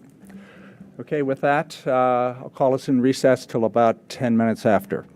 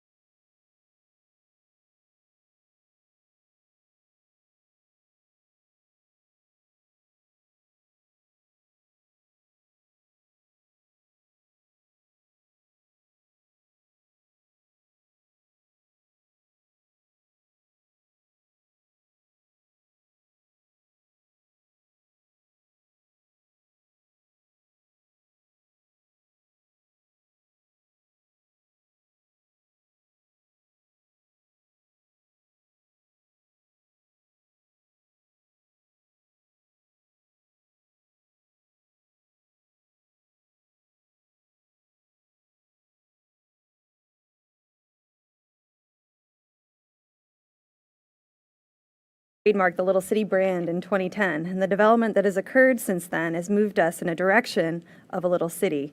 But I think a lot of people still think of Falls Church as a village, and they would really rather it stay that way. I get it. I grew up here, on Pennsylvania Avenue, in fact. My brother and I played tag in the big field at Pennsylvania Park before the townhomes there were built. I learned to ride my bike in the parking lot where the Spectrum was built. I went to the Red Lobster for dinner before my homecoming dance. That's where the Byron is today. And Penzies and Harvey's and a little Montessori school. And my family went to Anthony's just about every Friday night. Today, that's the West Broad Apartments and Harris Teeter grocery store. So I get it. I've seen Falls Church change and evolve over the course of my life. When I moved back here with my own family in 2011, the city already looked a lot different than it did when I was growing up. But I was glad about that, because the city felt a lot more vibrant and interesting to me. There were lots of new businesses and people. I felt that Falls Church was growing and getting stronger rather than stagnating or declining. But change can mean we lose some things we value, and that's hard, even if we like some of the opportunities that come with change. I think change management is a big part of our role as planning commissioners. We know change will come, so how can we keep as much of what we all love about Falls Church while also being open to the new possibilities change can bring? One of the biggest drivers for change in our community is population growth. I encourage everyone here to read the demographics chapter of our comprehensive plan. Google Falls Church City Demographics chapter when you get home. I refer to this chapter often because it includes a lot of data about how Falls Church has changed over the past 20 years and projections for how it will change over the next 20 years. For example, today we have a population of about 15,000 people living in 6,000 households. By 2045, we'll have a population of about 20,000 people living in 9,000 households. That's a difference of 5,000 more people and 3,000 more households. Some of you might be saying to yourselves, who says we have to grow? This is our share of the regional growth that's projected by the Metropolitan Washington Council of Governments. If we don't accommodate the housing demand that's associated with our share of the regional growth, that increases the burden on our neighboring communities and the rest of the region. And it also contradicts our own vision statement, which describes the Falls Church of 2040 as a welcoming and inclusive community. and goes on to say that the city will, quote, preserve small town character and history while honoring a deep commitment to progress and a growing community. So we need to grow. And in the next 20 years, our population will increase by a third, from 15,000 to 20,000 people. And our number of households will increase by half, from 6,000 to 9,000. Our households are growing faster than our population, by the way, because smaller households with only 1 or 2 people are growing faster than larger households with families. This has implications for the types of housing we need.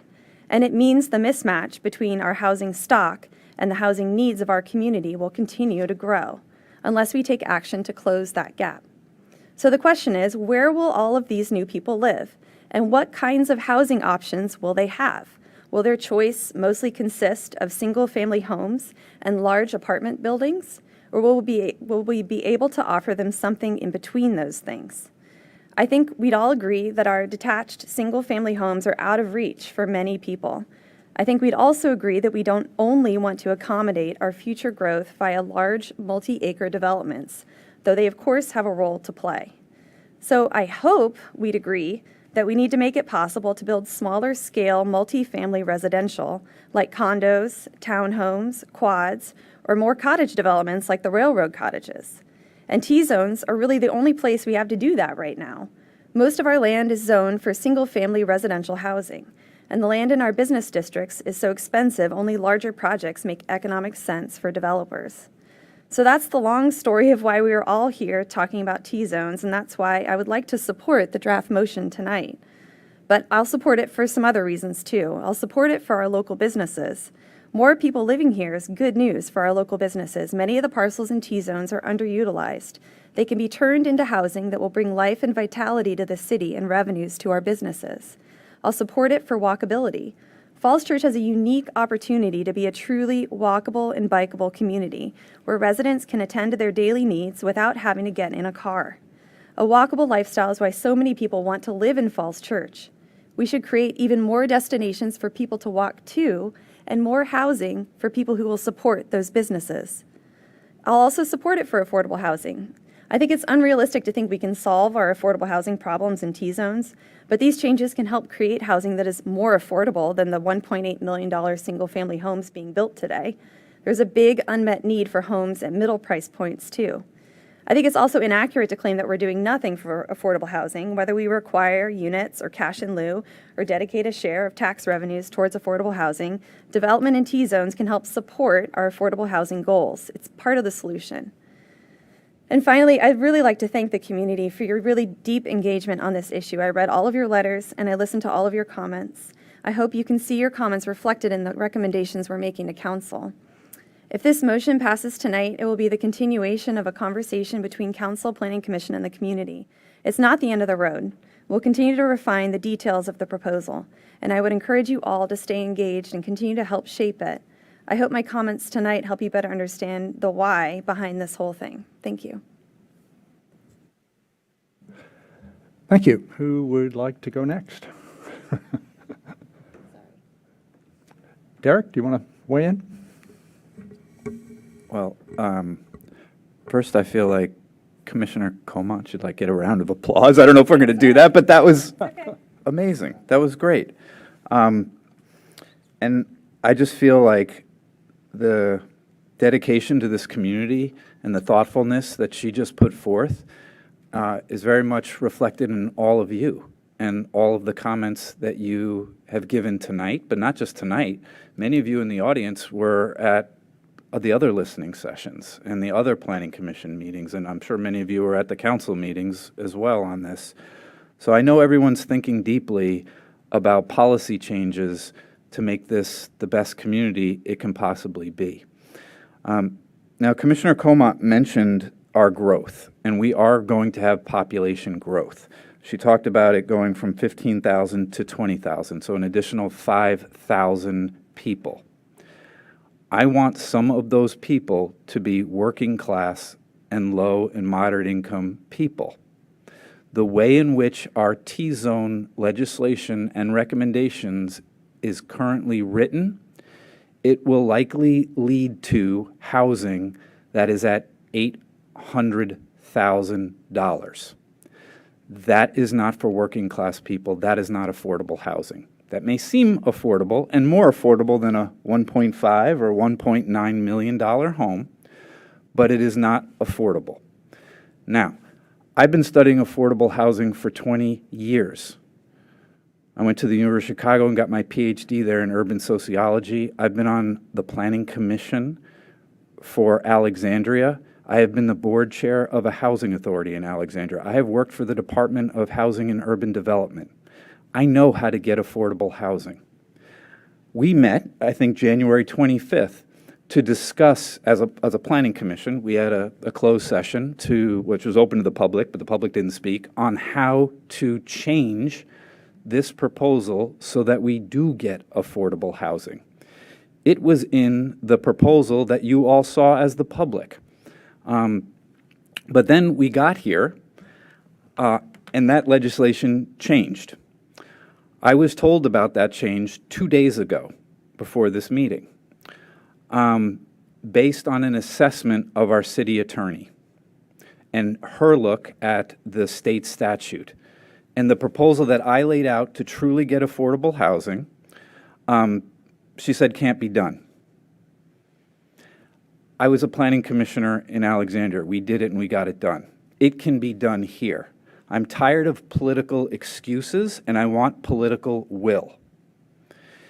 So during this meeting, I sent around that state statute to the planning staff and to the planning commissioners to say that we can do a tax increment financing district that takes the increased tax revenue that we generate with this legislation change, because there was many testified that this will increase our tax revenue. It absolutely will. There's no question about that. But other people testified if we just build more units, we're going to get affordability. That's completely wrong. Housing economics, supply and demand, does not hold for housing. It holds for widgets, but not for housing. If we build more, it is just going to be expensive housing, and it is not going to lower the cost of our other housing units. So I want the facts to come out, because I'm tired of rhetoric that is misinformed. So our city attorney was misinformed. I can understand that. Sometimes these legislation is complicated. There's a gray area. But what I am proposing is that we keep in the language with some slight tweaks that I put in, that when we build out these T-zones, we'll probably generate between $10 and $15 million that we dedicate to affordable housing. So then all the people who testified tonight and said this legislation does not provide affordable housing, I'm telling you, if we change it, it will. And we can do it. And it will not be struck down by the Commonwealth in Richmond. But we have to think about, as a city, I know some of our city staff don't want to do this because they don't want to hold up $10 to $15 million for affordable housing. I also know some of you out there don't want affordable housing. I know my neighbors, I know my friends. But if we want to make this an inclusive, diverse, vibrant city, and we want to heal the harms of the past, we will do this, and we should do it. We can have economic development growth that is inclusive. We can have inclusive prosperity. I want to grow the economic pie of this city, but I also want to share it. And I want our city to be more inclusive and equitable. So what I am proposing, and I will say it to the planning commissioners and to all of you, is that we overlay the T-zones with a tax increment financing district that takes the delta, that is the difference between the property values that are coming in now and then the property values that come in once we do the zoning changes and we start building on these properties. And we need to spend a small amount of that money within the T-zones. We can do sidewalk repair. We can do whatever we want. We can give it as a tax break to the developers. But then the rest of it, it's called surplus.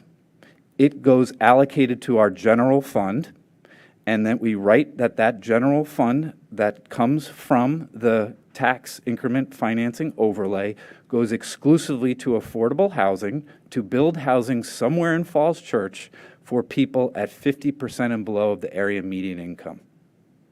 So then we can preserve the fields, and we can do other things with our multifamily developments that will become unaffordable in the future.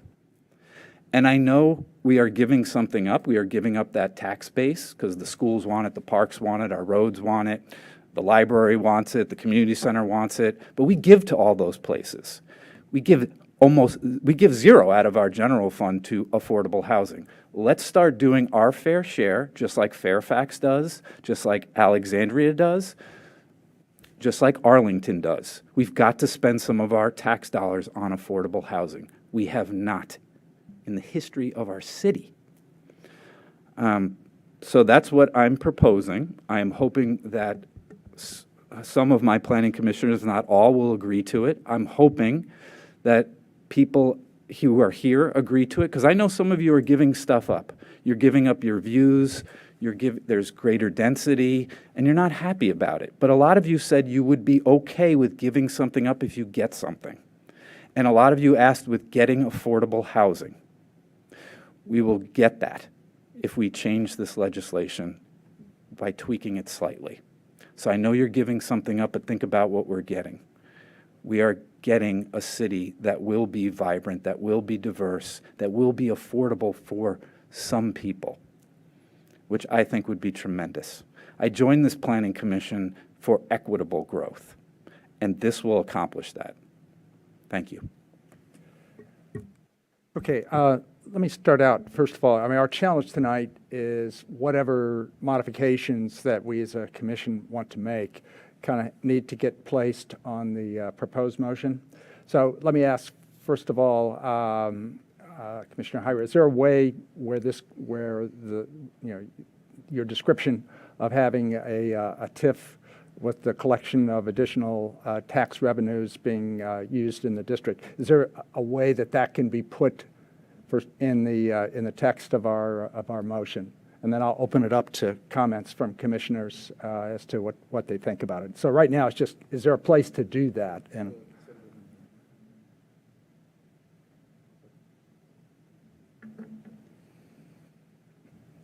even if it's a simple description.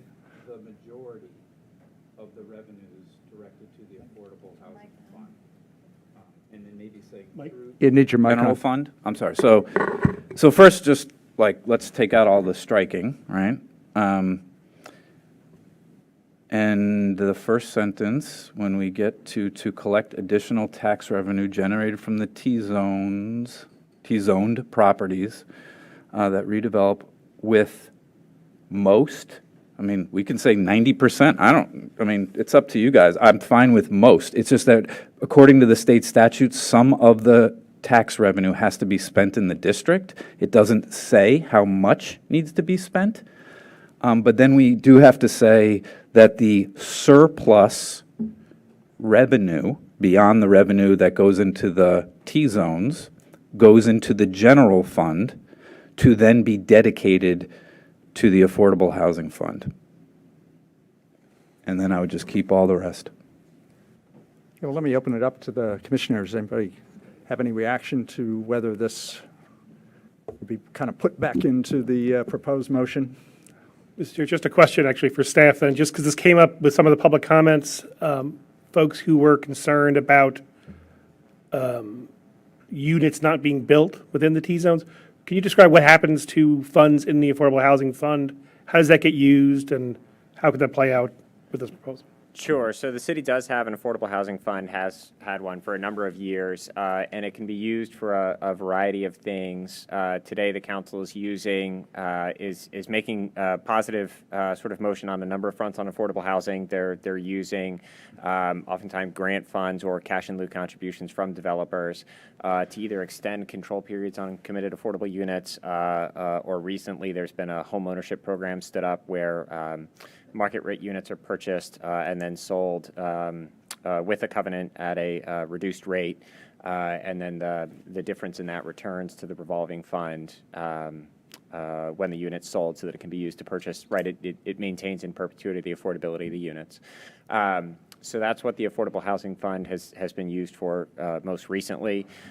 Historically, there were efforts made at developing entire projects. If folks remember the Wilden proposal from a number of years ago, it is tough to get enough money to finance a project, and so I think there has been that effort at strategic uses. But the Affordable Housing Fund, I think, would be largely protected if you had code language around sort of what the use of it is for. Just to note, it wouldn't live, the tax increment as proposed, it wouldn't live inside the zoning ordinance, but it would live inside a sort of a sibling ordinance. It would be in part of the taxation code. Just mechanically, then how would that apply? I can understand it with Park Avenue and Washington, but there's other parcels throughout the city. Does it just get overlaid on individual parcels, or?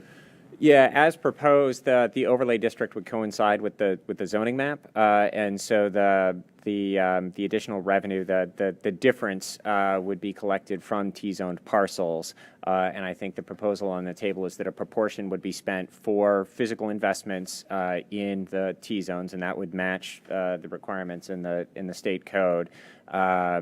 And I'll obviously need to do another review with the city attorney, but it does appear that there could be a provision for surplus funds to roll back into the general fund, at which point you would be able to direct their use. And if a parcel got rezoned from, let's say, T to B, then it would be outside of this arrangement then? Correct. So right, obviously this requires additional legal review, and certainly before this gets rolled into a new council first reading is obviously when we do that legal review. And some of this is, right, it is complex, and so obviously this is deserving of time and attention to look into the details. Well, that's probably where my reaction is going to be. I know very little about affordable housing. I really look to Commissioner Hyra and others to inform me on those matters. I am happy to let City Council discuss this with the city attorney, and so I don't have a problem with including it in our motion tonight, but also interested to hear what the rest of the commissioners might think about this. Yeah, I'll go next. I mean, just speaking to Derek's or Commissioner Hyra's point, I mean, I like his idea. I mean, I think one thing I've heard, throughout this whole process, I mean, I'm still, again, I think I've said this several times. I've been concerned about the lack of, both lack of a sense of what the main objective of what the T-zone project is, or the T-zone revisions are supposed to do. Are we trying to provide affordable housing? Are we trying to provide more of a range of the housing type? Maybe it's some of both. I mean, I think some of the critique are right when we talk about what the market wants to build on some of these lots. That's why I like the idea of a TIF where we have a revenue stream, and it may be that the affordable housing ultimately is not built in the land that is actually Zone T, the small areas that are Zone T, but it provides a revenue stream to build it elsewhere, which currently doesn't exist. And so to me, that's actually a pretty creative solution to try to address that problem. And so I like it, assuming that it checks out, and I actually have a lot of faith in Mr. Hyra's understanding of the law in Virginia when it comes to affordable housing. So I like that idea.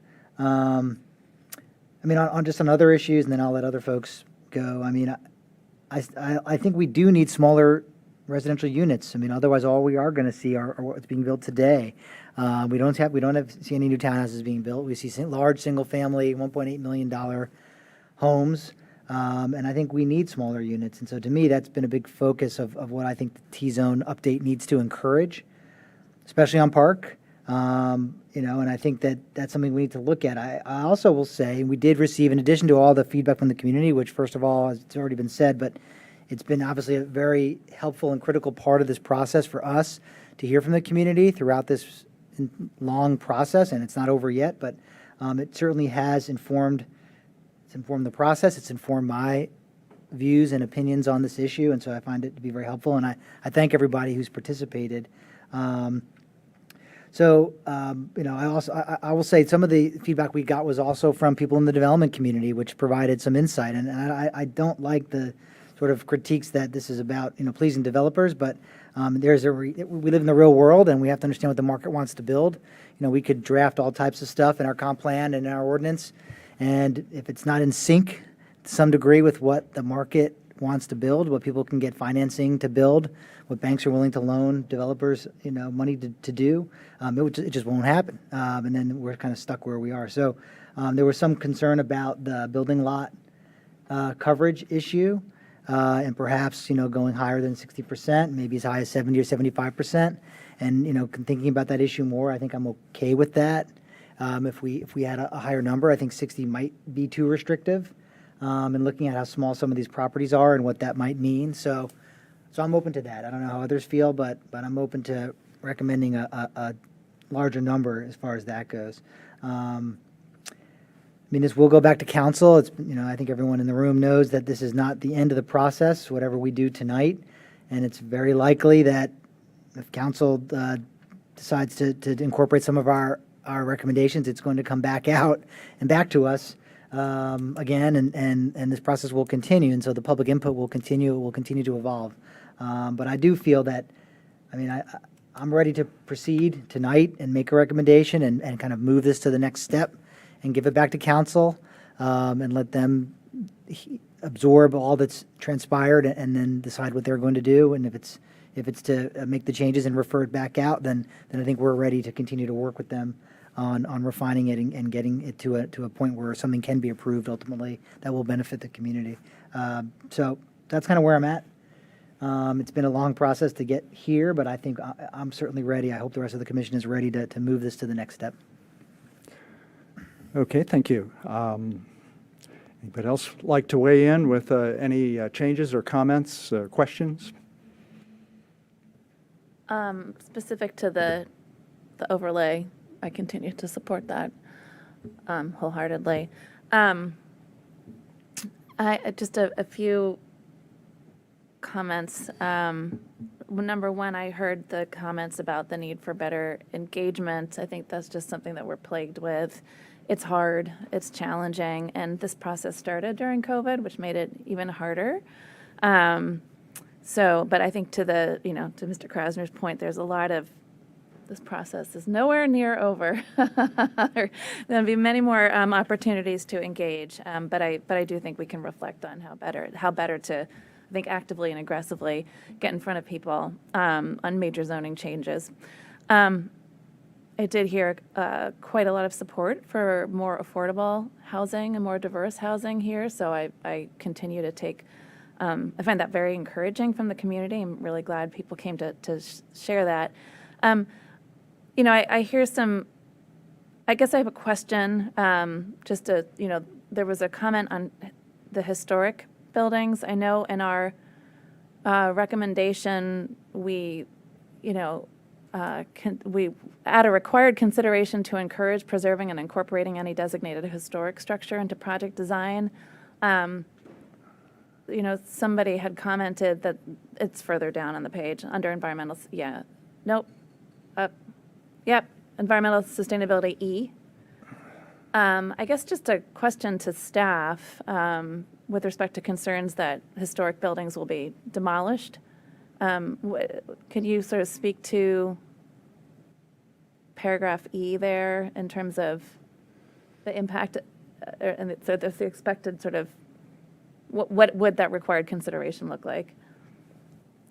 Sure. So with any special use permit, one of the things that comes along with it mechanically is a list of required considerations. So where you've got, so an SUP goes with a conditional use. So in a zoning ordinance, you have by right uses, and those can proceed so long as they meet development regulations, building code requirements. And then with an SUP, in order to move to that step, they have to meet various considerations, whether there are environmental considerations, or in this case, the provision of affordable housing, or whatever else may be attached to that sort of conformity or with neighboring properties, whatever was one of the required considerations.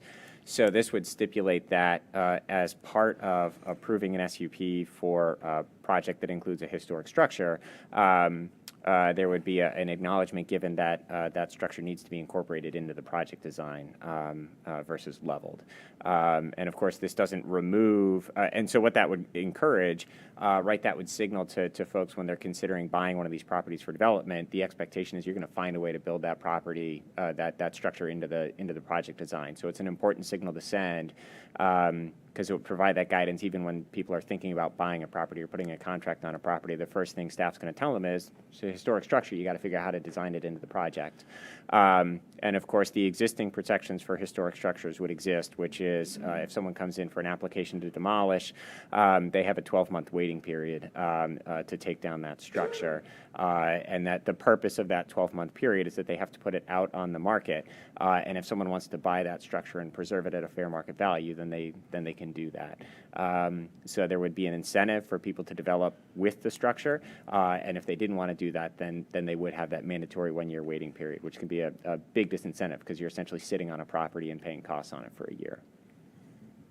And that 1-year waiting period currently exists? Yes, that's in the city code, and this code would maintain that. Okay. And so the special use permit comes into play in the T-zones in this proposal for any residential over a certain size or mixed use? Yeah, That's on a residential special use over a certain size, or with the additions that staff made tonight, even for commercial above a certain size.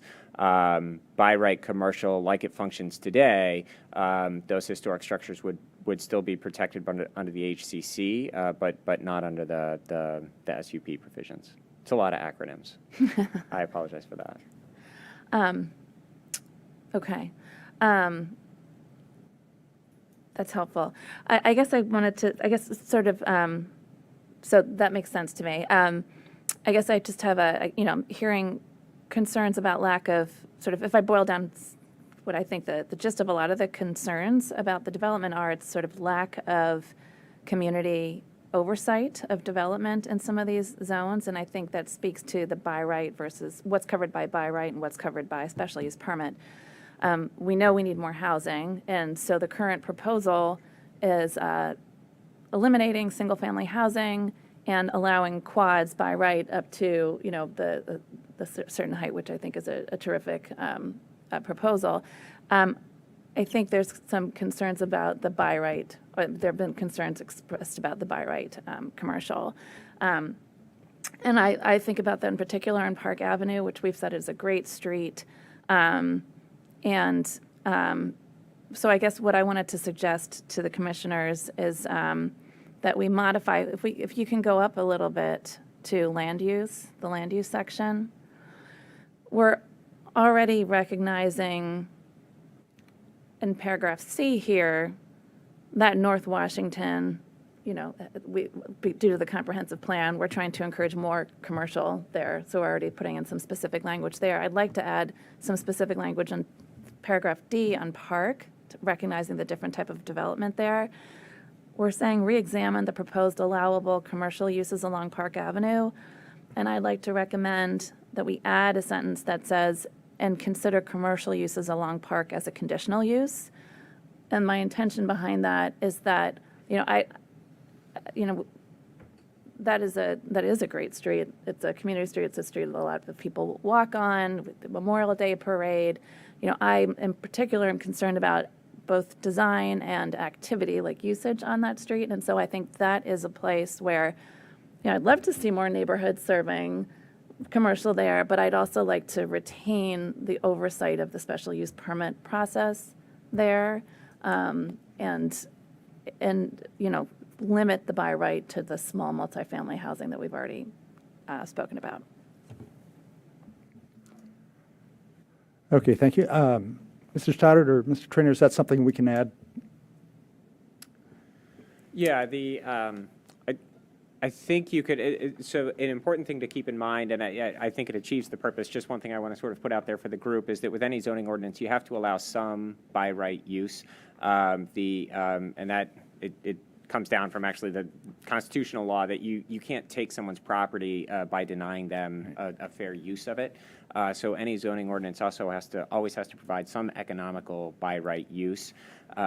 Today, the economical uses under T-zones are the small professional offices and the various other commercial uses that are allowed, as well as the single family. I think what you all are proposing is essentially to swap out those economical by right uses to be triplexes, quadplexes. For the rest of the T-zones, it would still be those commercial uses, I think, is what's being suggested. And then it's only on Park Avenue where those commercial uses would be by SUP. I don't want to sort of commit to something until we've done a full legal review of it, but it's certainly something that you all could make as a recommendation, and certainly staff would look at it does it pass legal muster? And we would, obviously bring your recommendation to council as well as the legal review of that. So yes, obviously you guys should feel encouraged to say what you think is right, and just know that we'll be backing you up with legal review along the way. There'll be a legal review of the entire proposal at some point. Yes. Yeah. Yeah, obviously, before anything gets written into legislation and put in front of council for first reading, we always review code with the city attorney. Okay, I think, I guess the one last point I'll make is, there are a lot of by right uses now that aren't being built because the zoning code just doesn't work for things to be built there. And so I'm not trying to take away economic uses or prevent commercial. I think that I would like to see the community oversight and that the SUP process there. But I welcome, other commissioner feedback on that. I guess the last point I wanted to make was that I did, to Mr. Krasner's point, we need to be cognizant of the market dynamics, like what can and will be built. And I do feel like, we've gotten some community concerns about the scale. We've heard, on the flip side, developer concerns that the scale and the lot coverage is insufficient. And I do feel like there's a missing piece of information here. I'd like to hear more from developers, like what, like a developer forum or two or whatever, just some more input on are we opening the spigot, or are we going through a lot of time and effort to see absolutely no change whatsoever? And I'd like to see more kind of market research and insight on the impact of these proposed changes. okay. Commissioner Friedlander, would you like to weigh in? Thank you. I do appreciate the desire to keep the SUP process in place for the by right, especially commercial. And I'm happy to see that we're decoupling Park Avenue from North Washington in how those uses are allowed. I would like to kind of speak to, North Washington I'd like to revisit the not allowing of residential uses, and maybe it is something that comes up in the special exception review or the SUP process, but I do think that that area could, with the commercial base along that street on North Washington, could actually support some multiple units above to kind of address some of the need for smaller and a more affordable housing. And I did want to kind of come back to the overlay tax. I'm not an expert at affordable housing by any means. And I need a little bit more clarity on how that would be managed and how that would work within the city. I'm not opposed to putting it in there as a recommendation, but it seems like we might be punting the issue to tomorrow and then to tomorrow again. So I think that it's in need of more study, for sure, to see how that would actually be implemented, and if there's a process to identify locations where that money and how that money would be spent more clearly, rather than sitting in a fund for an indefinite period of time. With that being said, I appreciate it being in here as a recommendation to pursue more study and more development of that idea to see how that would be executed. But I'm also wondering too is if we're putting residential and asking for more quads or allowing for more quads and triplexes, if there isn't a way to put a cap on the square footages of those so that we aren't building luxury townhomes and luxury quads, or a way to incentivize putting an affordable unit in there to make it be more profitable for the property owner.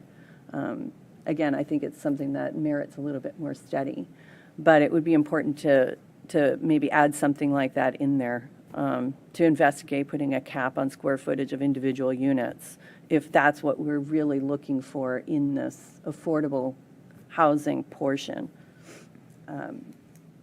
In terms of the overall scale, of course, a developer, I work in construction, I'm an architect by trade. Of course, a developer is going to want to go to the absolute maximum. There's no question in my mind that there would ever be a desire to do less than the maximum. And so I'm hesitant to increase the overall percentage from 60, just because I'd like to see that, maybe some block studies and diagrams and penciling out of how that might actually be economically unfeasible or economically feasible for different uses in that massing, to just see those different setbacks. I think it's important, especially along Park Avenue, to increase that setback a little bit so you do have not only a buffer from the sidewalk, which needs to be a little bit wider, especially than what's behind the Spectrum. And the Spectrum is literally right up against that setback. And I think people are really responding to that. And that's what I've heard a lot in the comments, and I really appreciate the comments. I think it's important to increase that setback so that you do have a little bit more of an interaction of that pedestrian streetscape and some thoughtful and scaled landscaping in between there, or even the idea of porches and people kind of interacting with people on the street. I think those things are what is going to make this place a more unique space to be. And people will be wanting to use that public space more as their outdoor living space, rather than something that they're just scooting by to get to the next place. So I would like to see that setback increased from, I think we have it at 20 to 25 feet, just to give it a little bit more space for that porch to be there, or whatever that buffer space is for that unit, and then still allow for the wider sidewalks and the landscaping and that pedestrian experience to be there, especially since you're going up in height, but setback height. So I think the height at the setback is pretty much the same as what it is there now. And the setbacks above, beyond that setback, I think are acceptable to the 50 feet high. Let's see. And I think I've hit all of my notes, so thank you. Oh, well done, given your short tenure with us. Thank you for those comments. Let me just ask the other commissioners what they feel about the 25-foot front yard setback as opposed to the 20 feet. Any reaction to that? Commissioner Comont? I understand the motivation, and I also want to make sure that these buildings are interacting with the street and offering room for that kind of engagement with the neighborhood. I worry about the feasibility of projects if we have a 20-foot rear and a 25-foot. I think we actually have 15 on Park and 20 on Washington. There's a little asterisk. So I worry about the feasibility of the projects if they're that narrow. I think those lots are, at least on Park, I think those lots are maybe 90 feet deep. So I'm not an architect, so I don't know if it's possible to build something in that amount of space, but that would be my question. trying to move us towards a consensus, given the 15 feet that exists today, would moving it to 20? I realize that's not your ideal at 25, or would you like to hold firm to 25? Just 2 points of reference. It was either as I was joining the city staff or shortly before I joined, the setback requirements along Broad and Washington were increased from 14 feet to 20 feet. If folks have walked in front of, for example, the Flower Building, that is a very tight streetscape. And so there was a zoning code change to increase that to 20 feet. I know even on some of the newer buildings, I think people say, gosh, it still feels a little bit tight. But just to put it in perspective, the 20 feet is what's there in front of the Harris Teeter, is a 20-foot setback, which is certainly an ample sidewalk, and we'll see how the trees grow over time. Of course, the buildings that are proposed here are a little bit shorter, so they would have more access to light and air. The other thing that was included when the Broad and Washington Street setbacks were changed is that the reference point was changed. So Broad and Washington is 20 feet from the face of the curb. In other zoning districts, it's measured from the lot line. And so that may be something, if you're thinking about what does that pedestrian experience feel like, how is the streetscape designed, clarifying that the reference point is the curb edge, not the parcel line, may help ensure you do get a consistent streetscape design. Just throwing that out there. Thanks, Paul. I can live with 20 feet, but I would still like to see some kind of schematic block or massing to kind of see how that pencils out too, to see if it's feasible, right? I understand the feasibility of we are increasing the setbacks. Are we even going to get anything that is useful that somebody can actually, not lose their money on? I think we're all going to need to be informed with that. So I can live with that adjustment. To move it along at this stage. We will have another chance to go after this, for sure. So, okay, Commissioner Puentes, I think you're next. Thank you. Thank you to my fellow commissioners. I made mincemeats of my notes up here, just as we've been having these conversations, and thank you to all the citizens. I've really appreciated the comments. I've learned a lot through this process. I think we all have.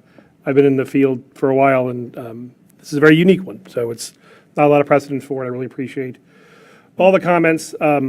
Not crazy about the comments that were in the written comments about some kind of corruption or collusion up here. People's integrity is at stake. Our professional lives are, take a hit on stuff like that. So I hope that does stop as we go forward. So everything else has been pretty respectful, but some nasty comments I think were unwarranted in there. But I do support going ahead with the motion tonight. I do favor continuing the public process. I think kind of having council talk about it is very, very important. I wanted them to hear about the things that we've proposed because I think their decisions are really what's going to matter. I had a whole bunch of things I was going to talk about big in general, but Commissioner Comont addressed them, I think, very eloquently. I am in favor of the restrictions on the commercial, especially for the neighborhood serving uses, the more frequency things. I like this the SUP idea from Commissioner Weiss. I'm in favor of that, I think. I'd like to hear more about it, but that does make sense to me. I really like the changes to the building and the site design. I have been concerned about the 60%. I was actually going to be happy with 70, but if folks want to go to 80, I would really support that. Asking around and looking at other proposals in other areas, that seems to be about the right number. So I feel comfortable with that number. Also very glad for the tree canopy requirement. That it's the maximum that's allowed by law. The environmental provisions are very strong. The stormwater requirements, I think all that's a very important upgrade. But the linchpin here for me is the affordable housing overlay piece. I generally was in favor of this anyway, but that really, I think, gets to what we're looking for here.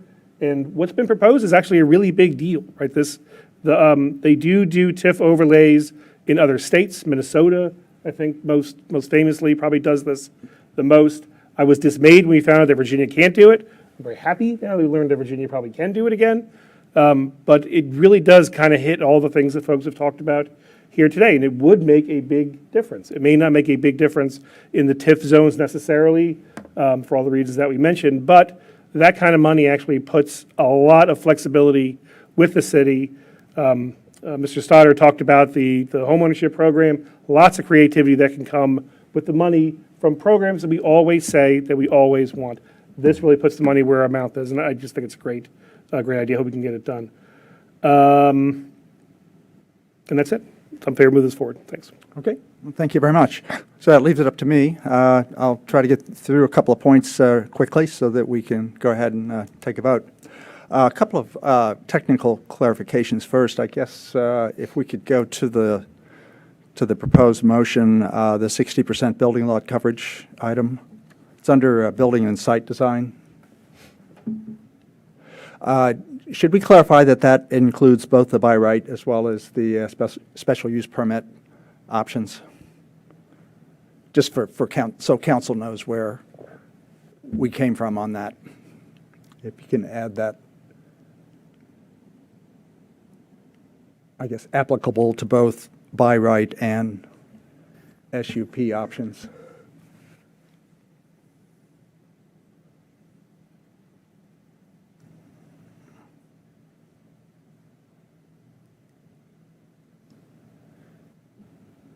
Okay, and then under the land use section, 2B, the way that's worded, let me make sure that this hasn't changed. Mr. Chair, are you able to zoom in? Provide for the by right use of up to 4-unit residential use buildings on lots of 1 acre or less, so long as the building envelope abides by R1A and R1B standards for a detached single-family structure. Should we clarify that that does not include single-family houses and duplexes, that applies to the triplexes and quads? Should we just remove the up to language and just say for use of triplexes or 4-unit? That would do it.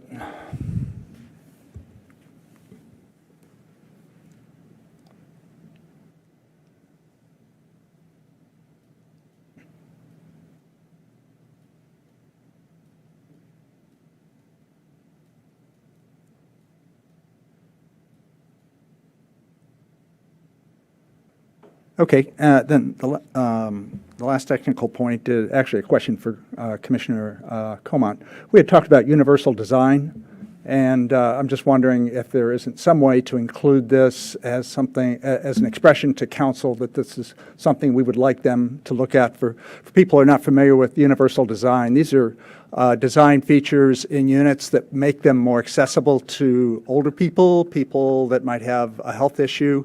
The railroad cottages, for example, all incorporated universal design, and increasingly that's becoming, I think, best practice for new development. So if there's a way, I don't know, Mr. Stoddard, if you could just maybe help us with just something in there that indicates to council that we would like them to take that into account and look for a way to incorporate that into their next first reading? Or Yeah, Commissioner I Comont, if you think, have.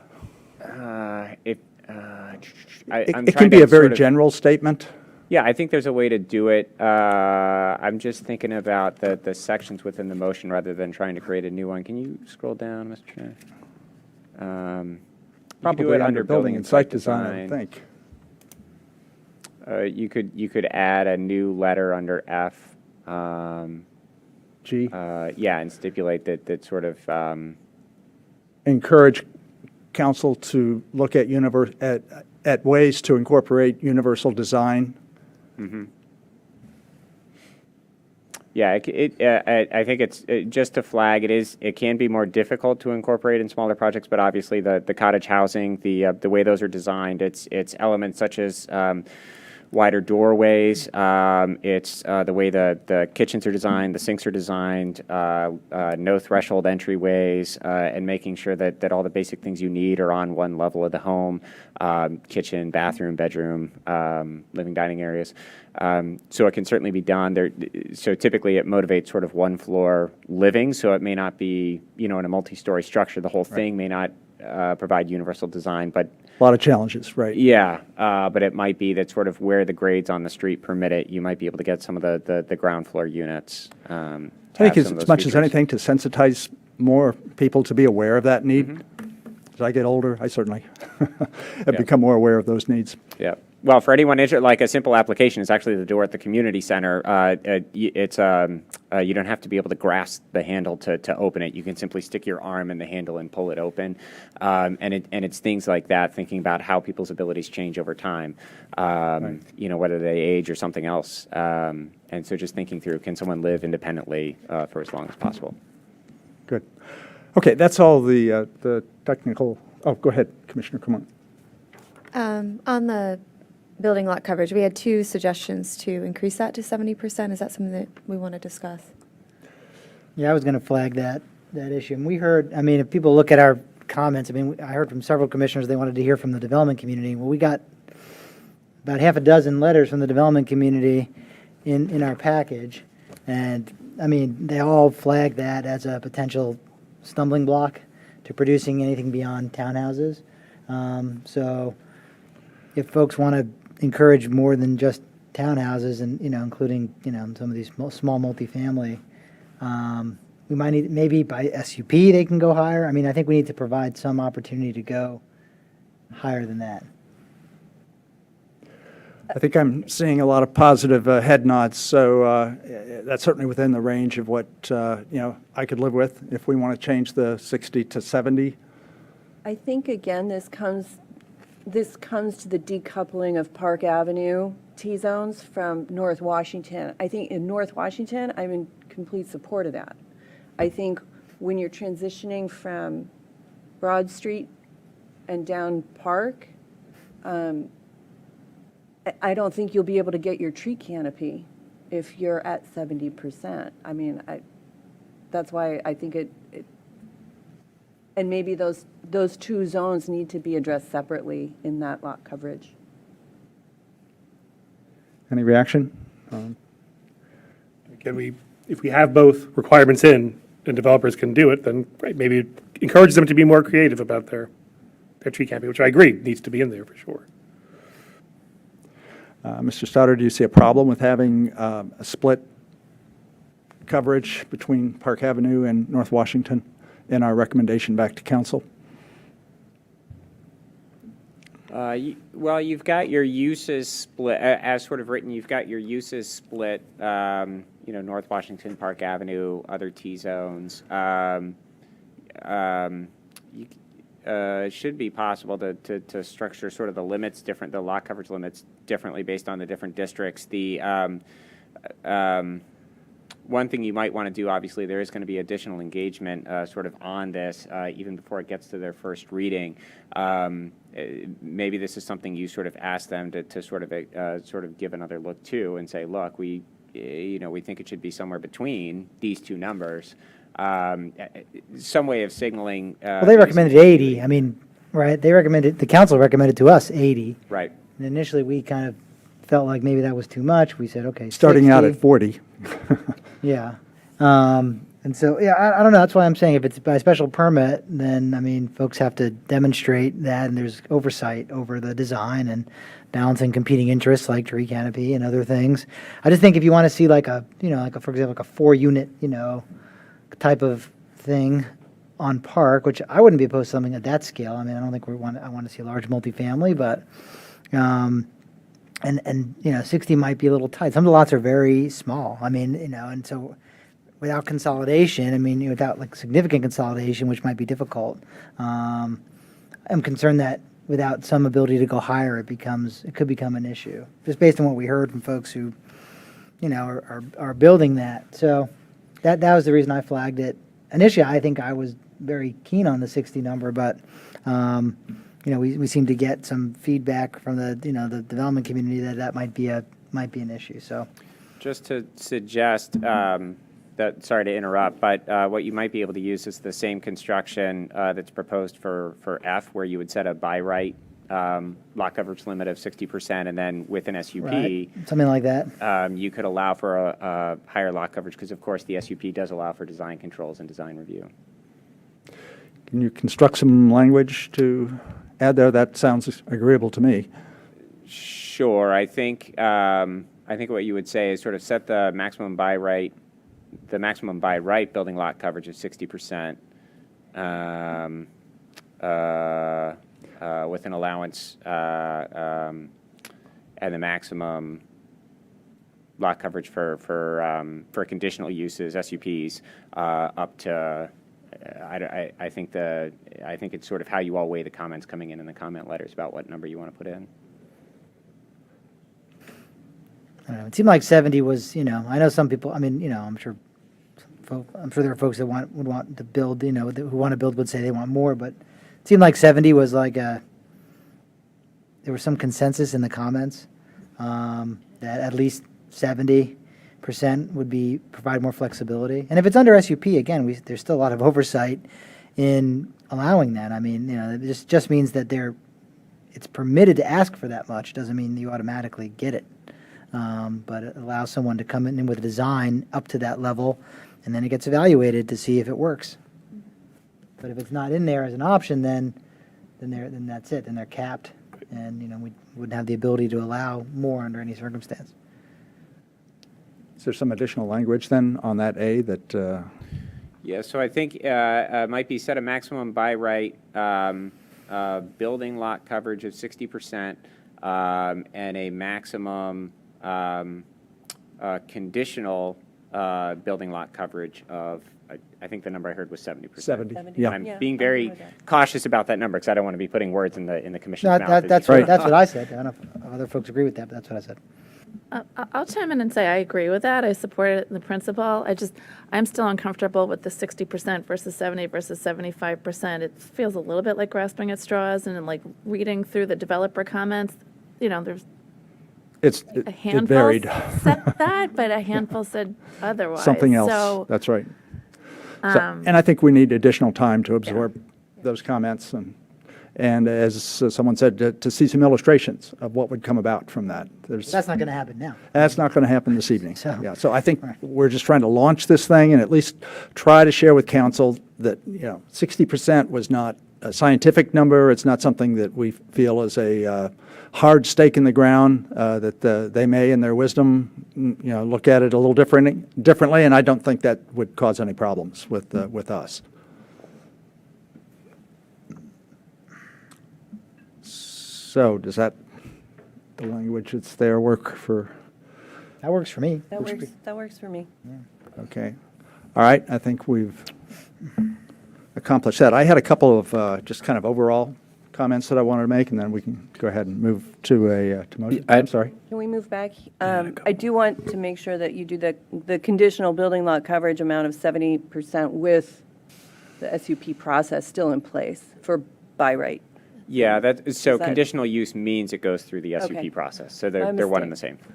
Yep. Thank you. Okay, all set? All right, I'll close this out.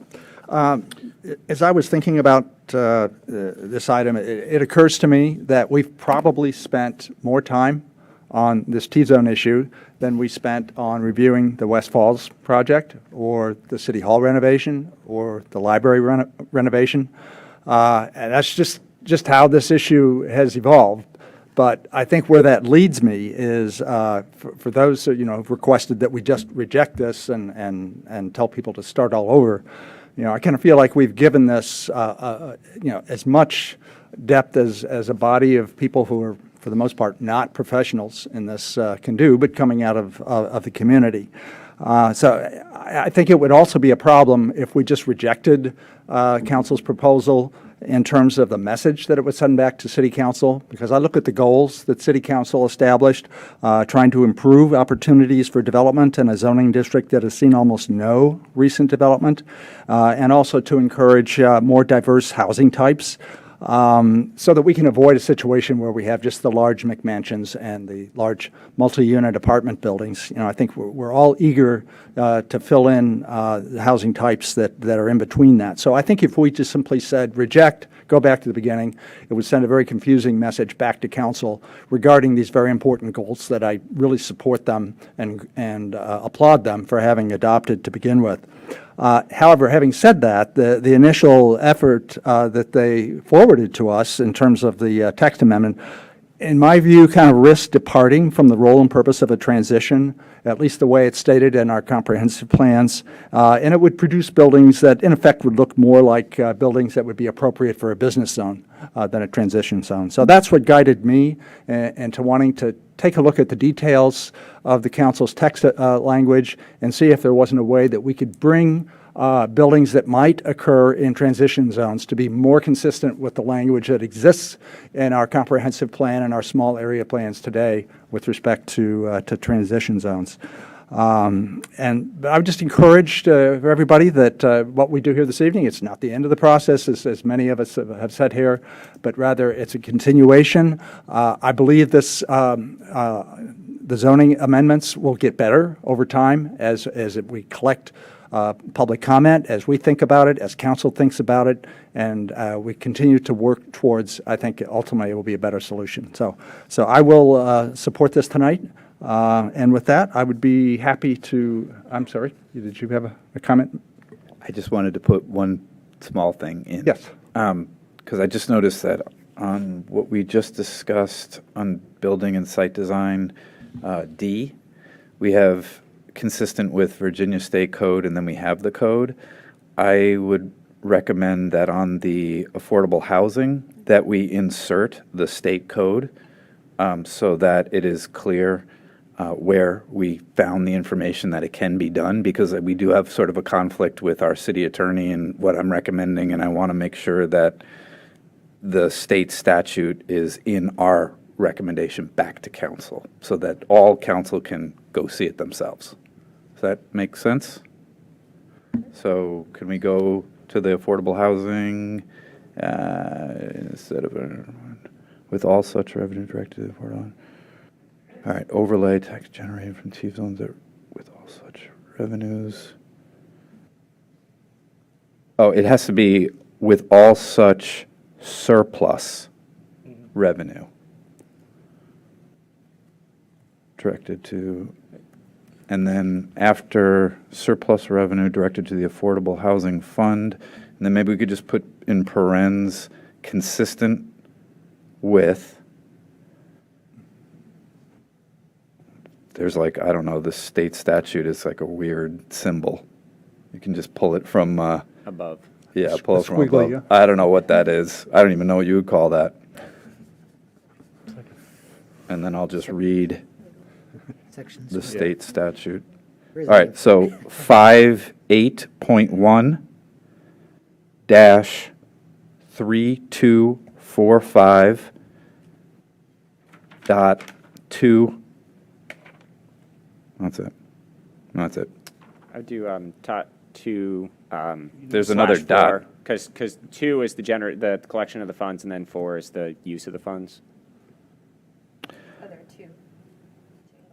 Two different ones. No, I mean, it's that we can decide what to do with those general funds, the surplus funds. That's all in. Okay. I don't think 2 is needed. And Sure. anyway, I think that's sufficient. I mean, maybe there is one other thing because there's other parts of the statute that have different numbers, and people can figure that out. But that's the main one that says that this is legal to do for our city, according to the state. Do we need the phrase Virginia State Code in front of the? Yeah, we could do that. Sign there. We could, consistent with, and just type out Virginia State Code. Code of the Commonwealth or whatever. Yeah. Code of Virginia, I think is that they call it.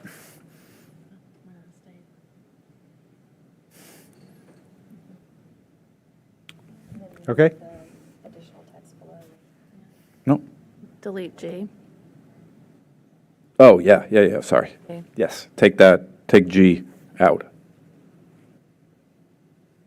And while we're cleaning up, we missed the proposed change. I'm sorry, I didn't want to cut off the affordable. No, but that's fine. We I'm done. missed the suggested change to make commercial uses a conditional use on park.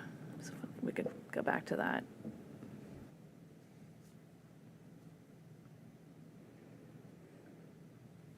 Yeah, on D, right there. Reexamine the proposed allowable commercial uses along park, and then just add, and make commercial uses a conditional use. along Park.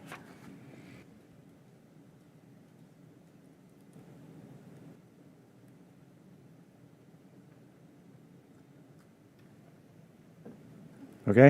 Yeah, and I also, well, we have E, that was one of the staff additions that we hadn't really gotten a chance to mull over, and I don't feel strongly about it, but I do feel like this is a lot of micromanaging. Like, I don't know what's wrong with a jewelry shop. Maybe this is a great jewelry shop, and I'm not sure what led to the paring down of by right. Just Well, these I think there was things, so. concern with a lot of the commenters that the commercial uses that were added could be built using the 80% coverage. And so the thought was, to the degree that you limit that you don't have the possibility of a large building. I think that was the motivation. So There were other uses to eliminate healthcare, human clinics for human care, I think was one. There were a couple other things that. yeah, my understanding is, maybe Mr. Stoddard, you can confirm this, the ones that were eliminated were the ones that are more appropriate for a B zone, and the ones that were kept were more of the small-scale, local type of commercial uses. Correct. The rationale for that was that the B zones are sort of serve as sort of the major commercial corridors for the city, and they do the most to attract sort of commercial activity from residents living outside the city. So if you think about sort of those uses that people maybe only need, once a month or once a year, once a lifetime, those are a good fit for the B zones. Whereas the T zones, because they do buffer up against residential neighborhoods, the expectation is that more of the users of that would be within walking, biking distance. And so this was a suggestion to pare down those commercial uses to those kinds of things that people use on an everyday or every week basis. And is this recommendation is specifically for Park Avenue, right? No, it would be for, it was as crafted, it's for all It's of for the T everything? zones. Okay. It doesn't really sit right with me. I could be in a bookstore every day. I just don't know why some were chosen and not others. It just, Well, I think the zoning administrator would have the ability to allow uses that are in the same area, so I don't think there's a need to, right? Is that correct? They're generally the same types of uses. Sometimes there is that catch-all language. I think if it's something as simple, right, so there is no sort of like retail sales in here. A lot of this is sort of retail services and restaurants, and so things would have to be of that similar nature. I think things like bookstores and antique shops and jewelry stores, because there now are no retail sales. And today, it's very limited set of commercial uses allowed in the T zones. It's professional offices, it's daycares,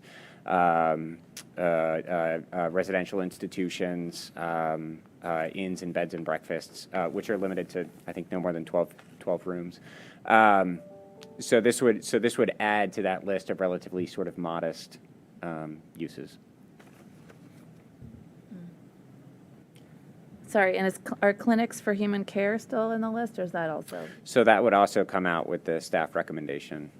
A clinic for human care is sort of like an outpatient surgery center, and right, those are the kinds of things that obviously people need to have access to them. But they're not something that people are sort of using on an everyday basis, and it may be something that's generating a lot of auto traffic, and so it may be a better fit for something on a Broad Street or a Washington Street.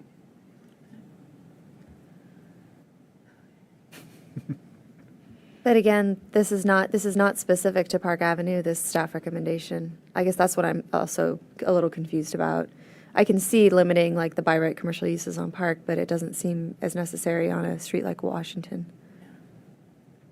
Yeah, I kind of agree with that. Is there a way to? Staff has been wrong many times. Very rare, I'm sure. No, this is this is our effort to respond to those comments at the listening session, and I think what's being discussed here tonight about making the commercial uses along Park conditional, I think also does a good job of responding to those comments. I think they're both good ways to do it, but obviously, you guys are the deciders, and I think that sort of makes your suggestion a better one. I mean, if that makes sense, then I would sort of suggest that we strike E. Yeah. I would agree. Yeah. I don't think we need it anymore. I think we've addressed it.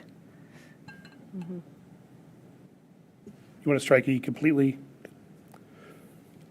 There were a couple of things I remember that were in, I wish I had them now. The clinics for human care, I thought was one that didn't, to your point, didn't belong. I think there's a lot on churches and religious institutions, which I thought was a good thing to take out. Again, not consistent with the goals and the plans we set up here. That was part of the original set of uses, though, right? Right, but I think it would still be captured here. Yeah. Yeah, that's right. I can go down to it. I guess my suggestion on this, because I agree with you, there's some weird stuff in there. Parking lots. And do we want to keep it? I don't know if we can solve this tonight, but I do wonder if there should be something in the chapeau of this recommendation that says we need more consideration of the by right commercial uses. Because I also have another question of like, especially in North Washington, do we want by right commercial uses, or do we want to flip it and say don't do these things and then anything else? I don't mean that's a totally different approach to That's this, but probably something we can look at when it Well, comes back. but I guess maybe my suggestion would be to add a recommendation that council more deliberately consider and engage the public on the by right commercial uses holistically. We had that before, something, re-examine the proposed allowable commercial uses along Park, but it could be. Or we can just flip that to everything.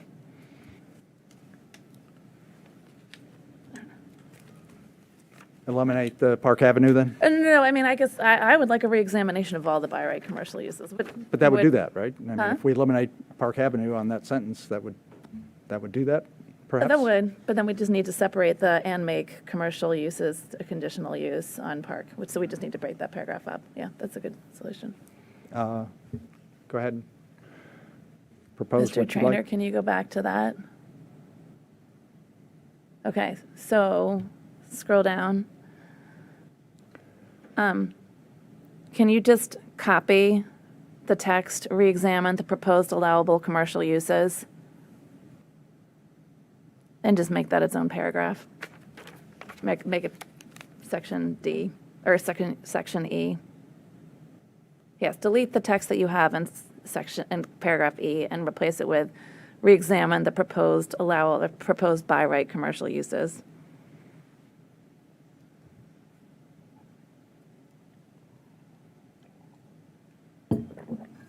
And you want all the proposed, right? Everywhere. Yeah. And then I would just delete that phrase from paragraph D. And including along Park Avenue.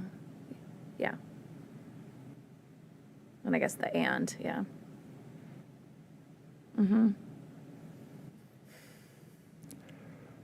Does that work? Okay, any other changes, modifications? I do. I just, Mr. Chair, Yes. if I could interrupt, just before you jump to a new topic, your rules of 10:30? procedure will, yeah, Yeah, you'll would turn into somebody a like to make a pumpkin motion soon. to extend? I would say 11:30. I'm not going to support 11:30. Yep, okay. Past my bedtime. All right. Are we still doing CIP tonight? I don't know. Maybe not. I don't know. We have time to do CIP tonight? I don't know. I know, but Cindy's here. I'm sorry, Cindy. Even raising it. I move propose we extend this meeting until 11. Okay. I second. Everybody in favor? Aye. Aye. Aye. Okay. Did we achieve all the changes here? You had something I've got else? one more. Yeah. Just while we're still here on this page with building and site design, we've addressed the rear setback requirements to increase those to 20 feet. I'd like to include the front setback also to 20 feet.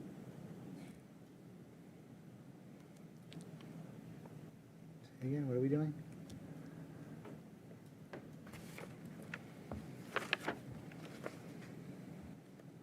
So you want to just add that after rear, increase the rear and and front front? and rear setback requirements to 20 feet.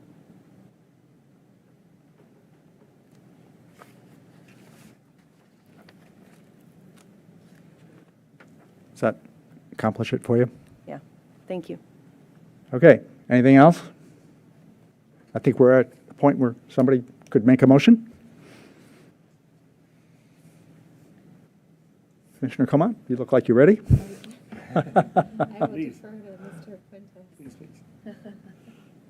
Okay. I'd like to move,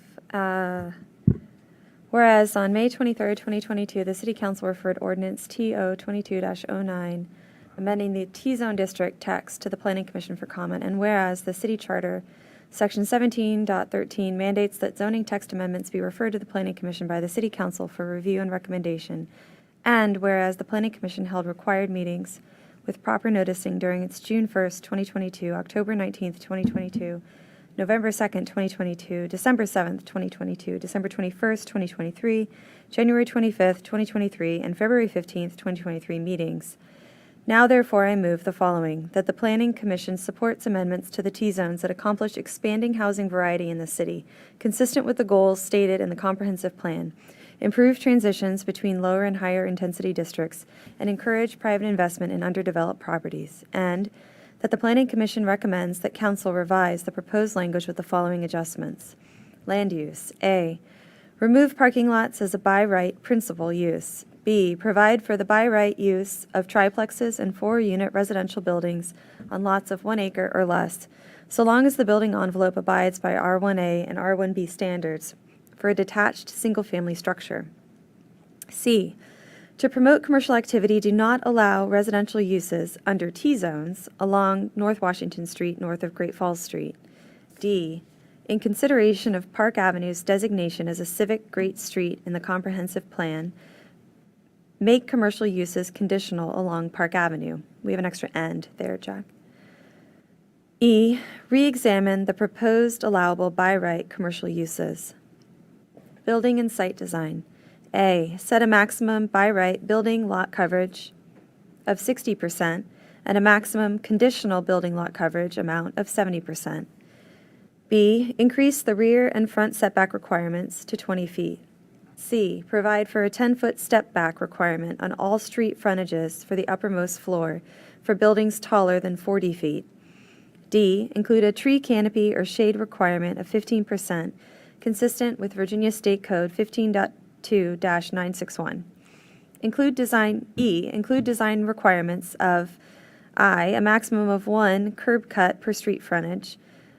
II, townhouses with public street frontage must have a front door facing a public street. And 3, no parking allowed within the front yard setback. E, set the maximum by right building height for commercial buildings at 40 feet or 3 stories, whichever is less, with an allowance through the SUP process to increase to 50 feet or 4 stories, whichever is less. F, provide for opportunities to incorporate universal design principles. Environmental sustainability. Provide for an impervious surface limit of 80%. Include include provisions for electric vehicle, EV, and solar-ready construction. C, provide for 1 off-street parking space or less per dwelling unit consistent with recent mixed-use project approvals. D, provide a grandfather clause for existing single-family residential uses with a certificate of occupancy dated no later than April 1st, 2023. E, add a required consideration to encourage preserving and incorporating any designated historic structure into project design. Affordable housing. Instead of the requirement for 10% of new units to be affordable, establish an overlay taxing district to collect additional tax revenue generated from T-zoned properties that redevelop, with all such surplus revenues directed to the Affordable Housing Fund, consistent with Virginia State Code 58.1-3245.2, and reserved to support new designated affordable housing units for households making up to 50% AMI. Second. Mr. Trainer, would you like to call roll? Ms. Friedland. Aye. Ms. Weiss. Sorry, are we voting, or did you want to open up, so we're done, like the amendments and, oh, okay. Is there discussion on the motion? Yeah, is there discussion on the motion, I guess? There should be. There should, right? We should allow for discussion on the motion. Yeah. Is there any discussion on the motion? Seeing none? Thank you for reading it. I think it's your turn to vote, Commissioner Weiss? I guess I do have a brief comment on the discussion of the motion because I do feel like there's, like we currently have T-zones where there's very little development happening, and I don't know if we're going to move the needle with this. And so I guess, is there a way for us, like, your comment about adding the additional, like, increasing the front setback? Like, I don't know the right answer to that, and we've seen some comments from developers saying that the setbacks, just the rear setbacks, are deal killers. Are they? I don't know. So I don't know if it's the right answer. And I don't know if it's the wrong answer, right? Right. I don't think we're going to come to that conclusion here. I think it warrants more development and more study of what truly is feasible. I would like to see the numbers of that rather than a few letters that say, absolutely, it needs to be greater. It needs to be greater. Of course, everybody wants it to be greater if you're developing it. I get that. But I think feasibility needs to be shown. Can we, I mean, in many of our recommendations to council, we have made specific recommendations, you know, beyond the whereases. Can we add a recommendation to consider, what's the word that you, the phrasing that you were using, like look at the massing and the setbacks and how that pencils out feasibly, And the economically. different- yes. In the different 60 versus 70 versus 80. Yes. Right, or 60 versus 70, since that's what's in there. If I could just procedurally, what I would suggest is that at this point, there is a motion on the table, and so what I would suggest is that if there's a desire to change it, I would suggest that you propose an amendment. And then if it's accepted by the first and the second, then it becomes a friendly amendment. If it's not accepted, then it goes to a vote of the group about whether to include it or not. Well, that's why I was asking if there was any discussion on the motion, because we went straight to the vote and missed it. And so Yes. this is my Yeah, discussion. and so I think amendments to the motion is So, appropriate this time. Yeah. I would actually defer to my colleague, Commissioner Friedlander. Is that something that you would, that's a second, a friendly amendment that I'd like to propose, but I think you phrased it much better than I do. If it makes sense to you as an amendment, if it doesn't, then I'll. It does make sense if it actually secures that with city council and city staff to do that. We can certainly add that here. I'm not opposed to that. Okay. Do you have a specific proposal that we can? I would like to propose a friendly amendment in collaboration with Commissioner Friedlander. Can you scooch up, please?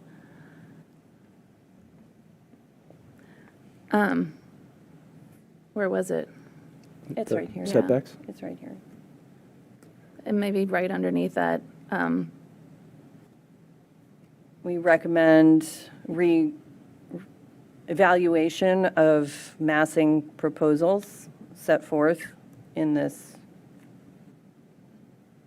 I don't know how to say it myself. Could you say something like increase the rear and front setback requirements to 20 feet, provided this does not make projects infeasible? Yeah. Something like that, or how? It gets kind of subjective. I think it becomes subjective because you're looking, I Well, mean. are you just asking for them to study it? Is that what you want to include?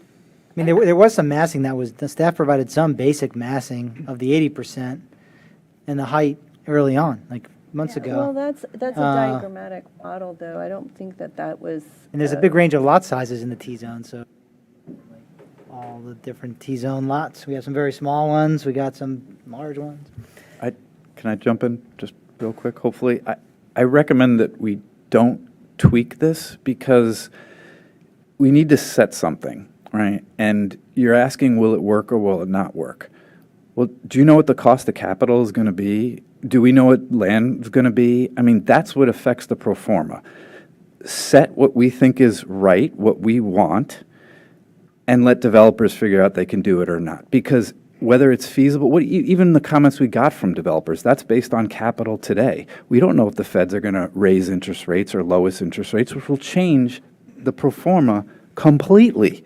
So you're asking for things that I think it's good for you to ask, but we don't have the answers, nor do developers, and the market conditions will change. So set what you want. That's why baking in Don't some worry about flexibility. feasibility for the developers. Don't. Yeah, but that's why baking in some flexibility is good. So I kind of like how we arrived at a, compromise on A, where we 60, but by conditional, by SUP, you can go higher. I mean, it's true, and it's hard for us to sit here and prescribe development regulations, across a very disparate set of conditions, Park Avenue to Washington Street to the other areas where the T-zones are. So I agree. I don't know if 20 feet's the right number on Park. It may be too much. I don't know, or maybe not. But I think it depends lot by lot. So I don't know. I mean, I think it's hard for us to be so sure. I would admit that. I think it's going to be difficult for us to sit here today and prescribe the bulk standards and know for sure those are right, and that's going to give us, because right now you look at existing townhouses along Park and existing residential on Park, there's a big range of setback. The single family houses on the north side, of course, have the R1B setback, but then some of the townhouses on the south side have a much smaller setback than 20 feet. So I don't know. Corey, I think I'm hearing sympathy for the concept, but not quite sure how. I have an idea. Work that Sorry. into- Can we just include the same flexibility for the setbacks that we have for the lot coverage? So increase the rear and front setback requirements to 20 feet. Maybe have a conditional ability and to a go. conditional ability for a minimum of reduce it. 10.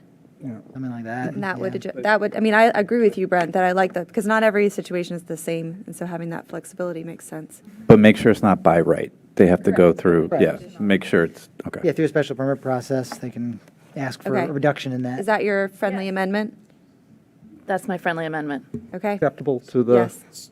okay? So just mechanically, that has to be accepted by the maker of the motion as well as the person that seconded. I'm saying yes. And we should from probably both. have the text on the screen Yes. before, before you accept. So if I understood correctly, it was, for letter B, it was increase the by right rear and front yard setback requirement to 20 feet. And then With a conditional minimum setback requirement under SUP of 10 feet? I don't know if that is the best wording, but that's the since this idea. is both front and rear, did you want 10 or 15?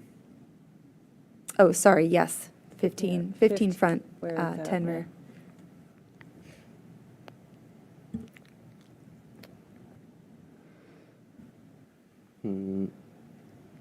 Conditional setback allowance of 15 feet. In the front yard and 10 feet in the rear yard. If I heard correctly. Sorry, it was 10. And 10 feet rear yard?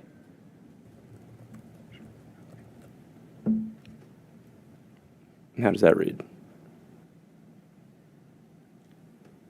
It's good. Was that via the SUP process to get that?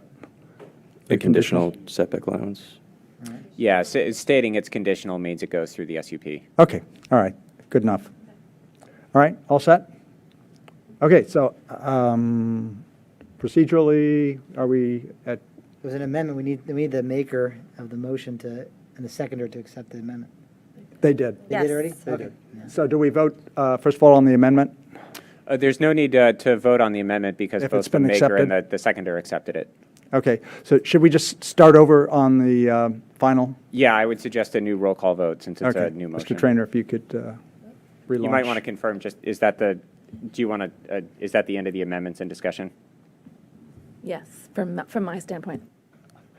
I think so. Go ahead. Okay. Ms. Friedlander, Aye. Ms. Weiss, Yes. Mr. Krasner, Yes. Mr. Puentes, Yes. Ms. Comat, Yes. Mr. Hyra, Yes. Mr. Stevens. Yes. Thank you, commissioners. I see that we have minutes here. I'm going to suggest that we skip that to the next meeting. And my hope is that we can get in the remaining 16, 17 minutes at least an overview from Ms. Mester, who is a pro at this and has done it many times for us in the past. Can I just make a quick comment on the minutes? The minutes on the East End plan, we're missing a lot of the detail on the commissioner work session on the East End. So maybe before they come back to us, there can be some more detail added there. Sure.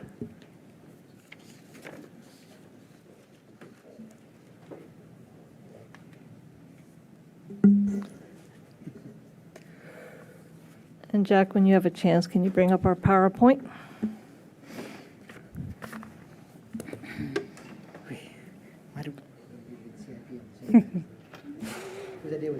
I tried.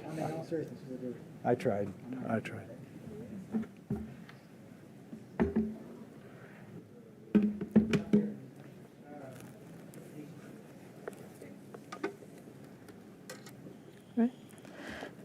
Good evening, Chair and Commissioners, and thank you for keeping the CIP work session on tonight. We knew you had a long agenda, so I'm we've not going to actually... promise any valuable comments because I think we're mentally drained, so. So we've actually, because we knew you had a heavy agenda, we've cut the normal presentation down, and we are going to try really hard to do it in 20 minutes or less, as long as we don't talk too fast and you can still absorb it. This is a work session, so we, of course, would welcome any comments tonight. But given the hour, we also would welcome you sending them afterwards to Mr. Stoddard and myself directly. However, Mr. Stoddard would like to do it. We'll consolidate it. Depending on the complexity of it, if there's a lot of content, I'd like to coordinate with Mr. Stoddard, maybe a memo back to you before we're back before you for your public hearing and action. We do intend to be back on March 1st. For that public hearing and action, so we can keep the budget process going. And as we go forward, I will say I do have a hard copy of the CIP if anybody wants one. Last year, the commissioners did not ask for a hard copy, and we'll show you where it is online, but if anybody wants one, wanted to provide that option for you all. So this evening, yes, Mr. Stevens, I have been before the Planning Commission many a year on the CIP, but I have the opportunity of having a partner in crime with me this year who, Caitlin Sobsey, our grant manager, has really come forward and worked this collaboratively with me. And so she's going to present the PowerPoint this evening, and I'll provide the backup support as needed. And as we said, we'll look forward to any comments in between and then the next meeting for the public hearing and action. So, Ms. Sobsey, go for it. Good evening, Chair Stevens, Commissioners. I'm just going to get right into it. Like Cindy said, we have a condensed report this year. I clocked in at 19 minutes earlier, so I'm going to try and beat it right now at 15 minutes, so we'll see.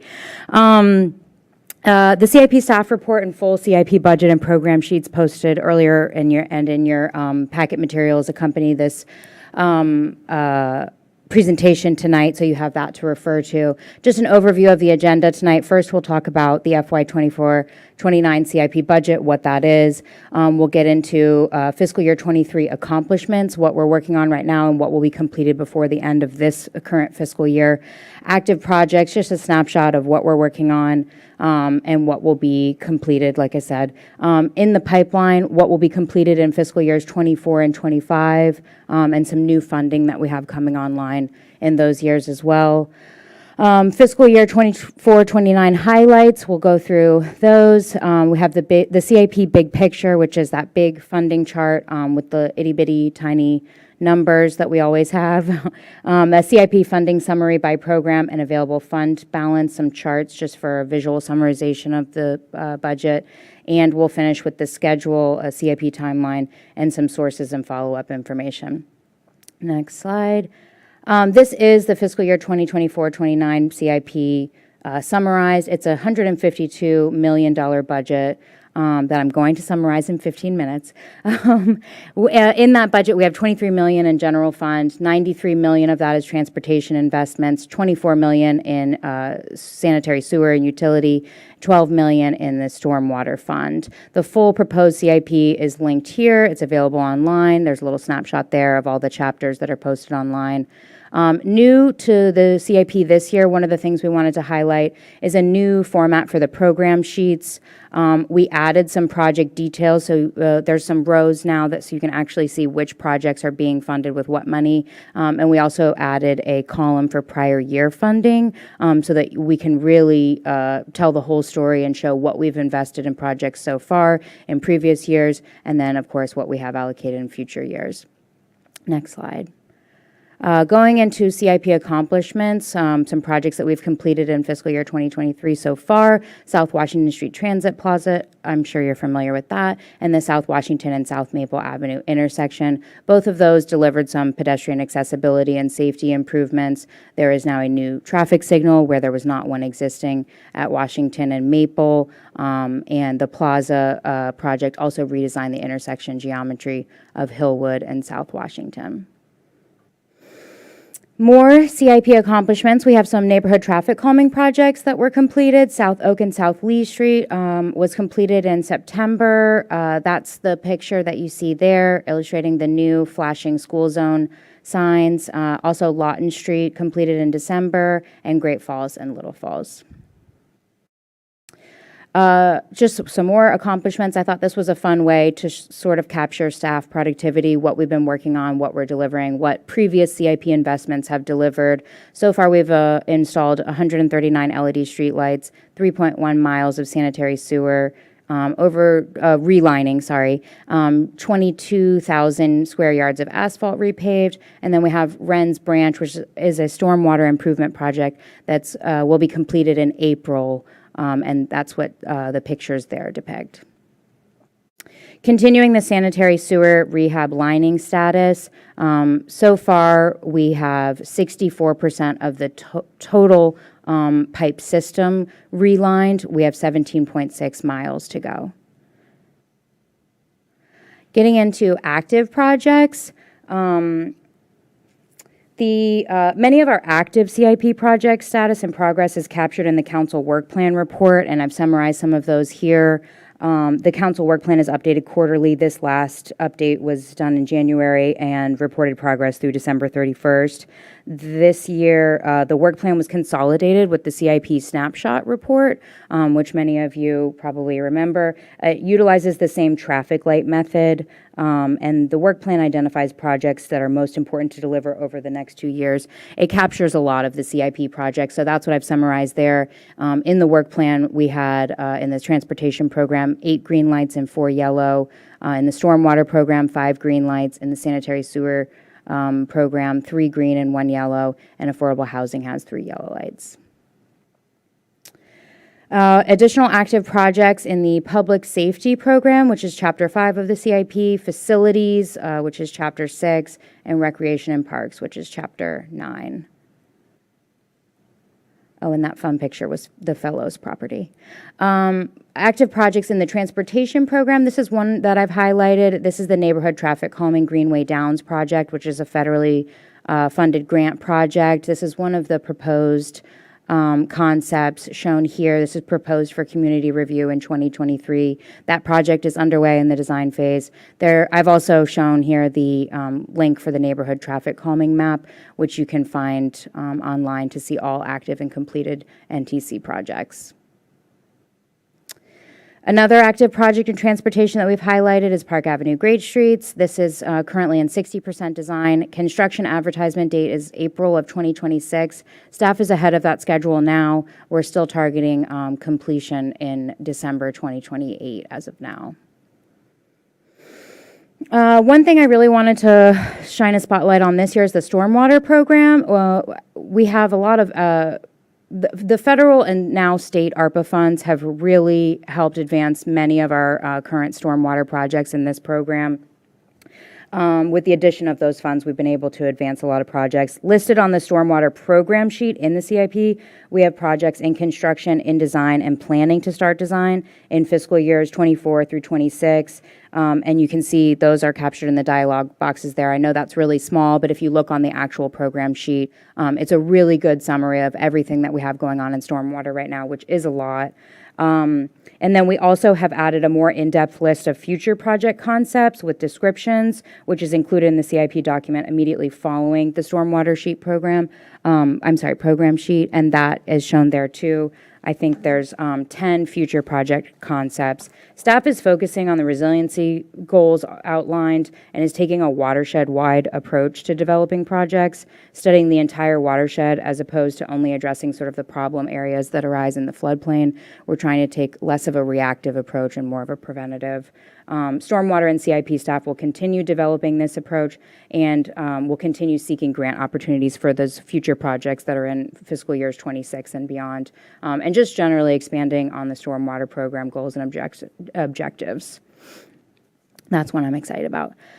In the pipeline, projects to be completed in fiscal year 24, North Washington and Columbia intersection improvements, South Oak Street Bridge replacement, that's active as of this week, will be in construction for 10 months and will be completed in winter of 2023.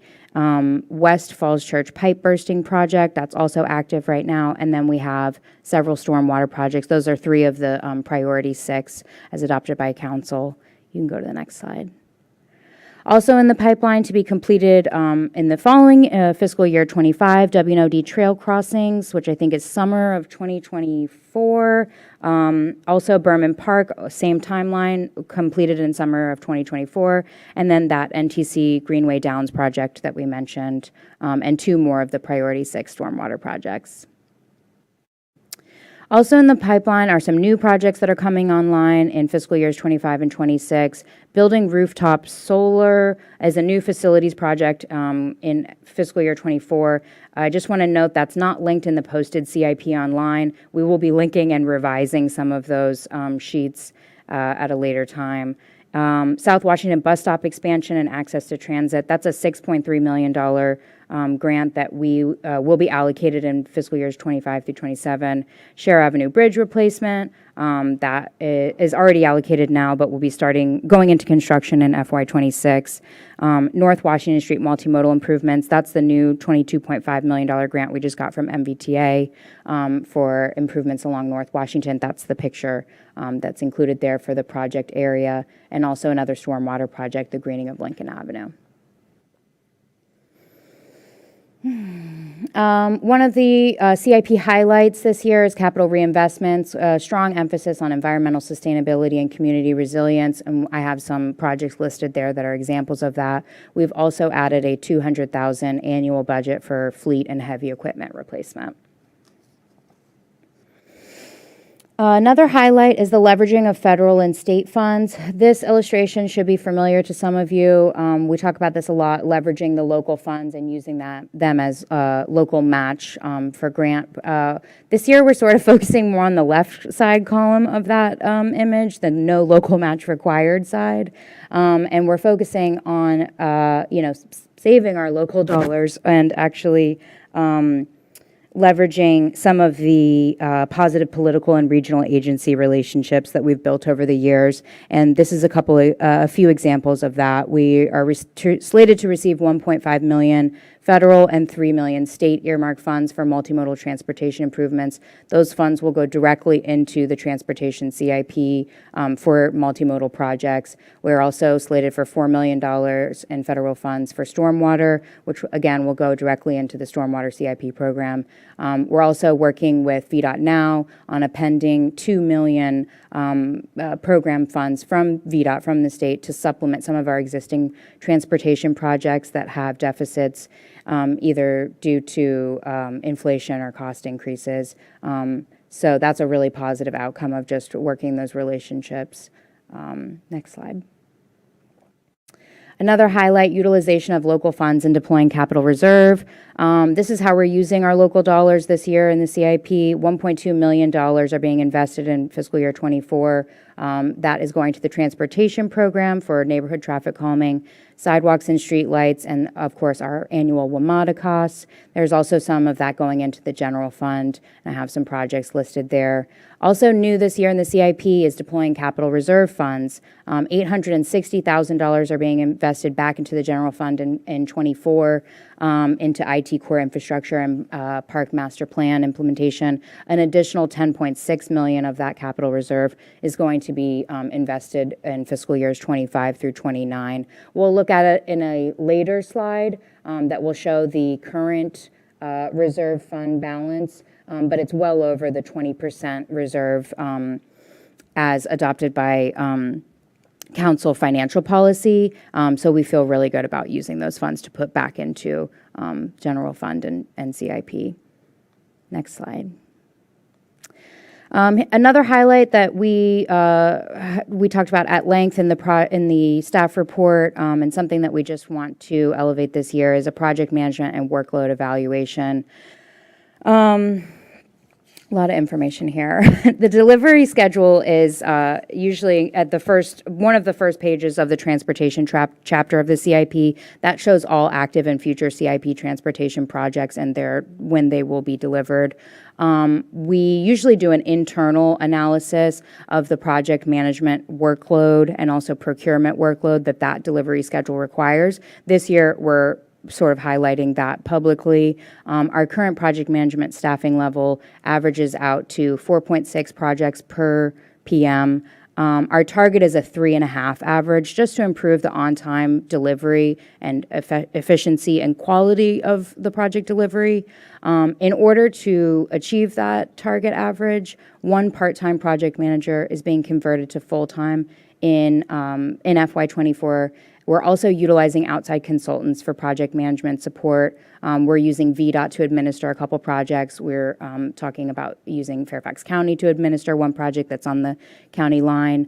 Also, in order to meet this target, no new projects and very few new grant applications are being planned, just because, primarily we're focusing on existing projects, delivering them well. Federal procurement, there's also a forecast for that. Our current procurement capacity is 2 federal IFBs per year. You can see we have 3 to 4 there in the analysis. We're working on targeting that 3 to 4 amount by cross-training some existing procurement staff and also adding 1 new position in the purchasing office. I think we can move on. If I could interrupt for just a second, we are at our limit. Is there any interest on the part of commissioners to go another 15 minutes to allow for completion of this? I think we should, yeah. I think I have 5 slides left, so. Almost there. Thank you, Caitlin. Do you need a motion? Yeah. I move for, to extend the meeting another 15 minutes. Is there a second? Second. You all in favor? Aye. Okay. All right. Please proceed. Okay, this is the CIP 6-year big picture.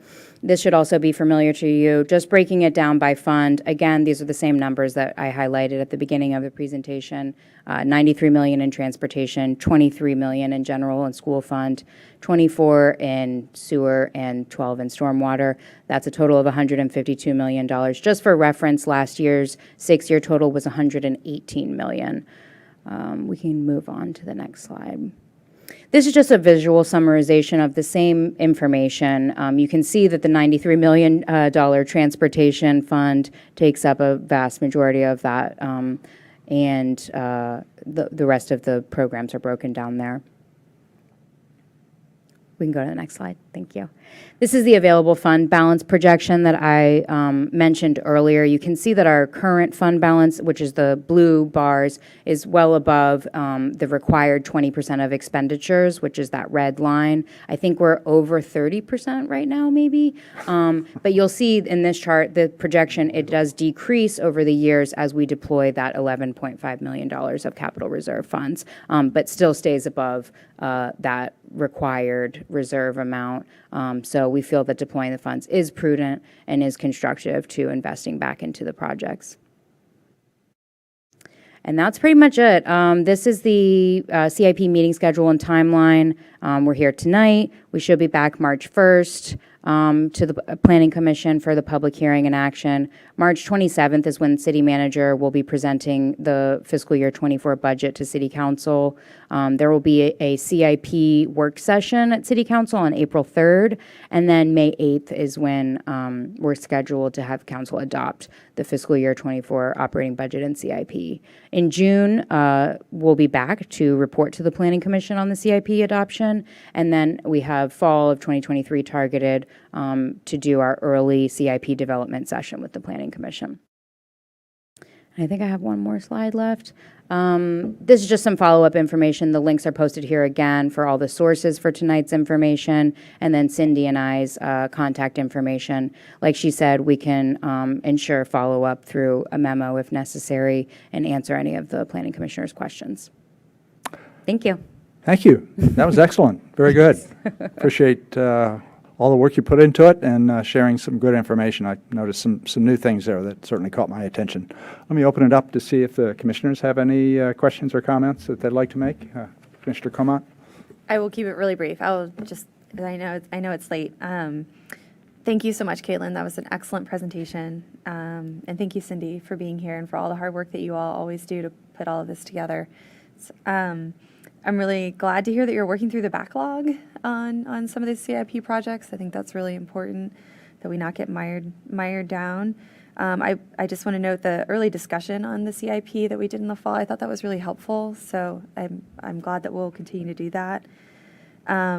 As far as things happening in the city, that South Maple traffic signal has made a really big difference, I think, in taming that section of South Washington, and it's a lot easier to cross there. I do have just a couple questions. I'm curious about, maybe it was in there and I missed it, but what happened to the Hawk signals on Broad?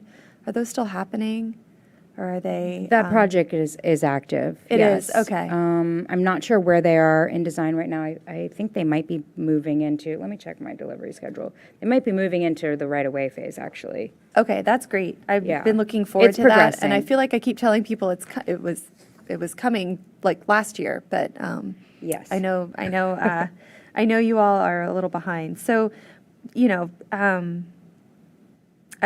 I guess I'm wondering, like, you have a fair number. I think you're a bit higher on the number of projects that you have that are assigned to each person, right?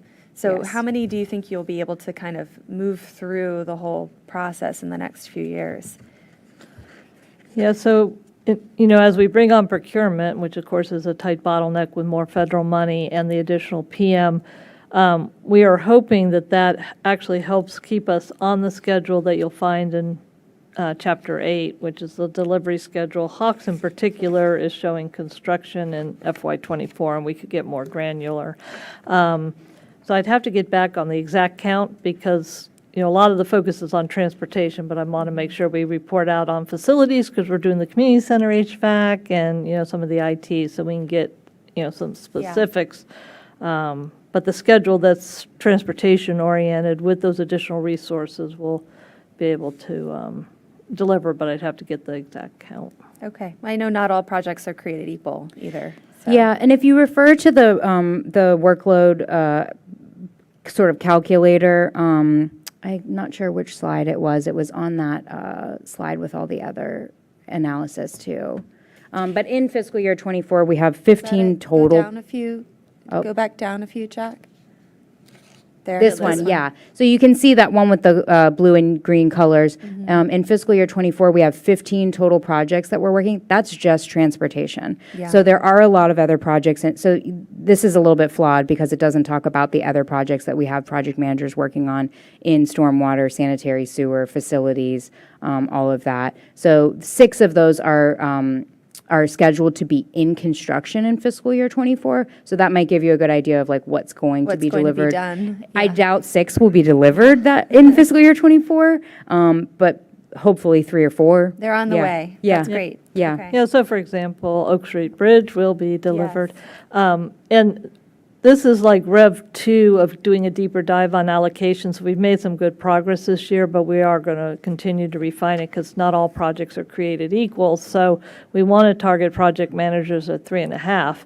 But if somebody has Park Avenue, unless it's another small project, like that's going to be a big core project. So we're kind of defining what our mega projects are. But Oak Street is the first one that we're using VDOT to do the construction management on. Sharrow, we're looking at having them do design to construction while we stay in contact, and it's to our standards and our expectations for design. And so we'll see how that goes.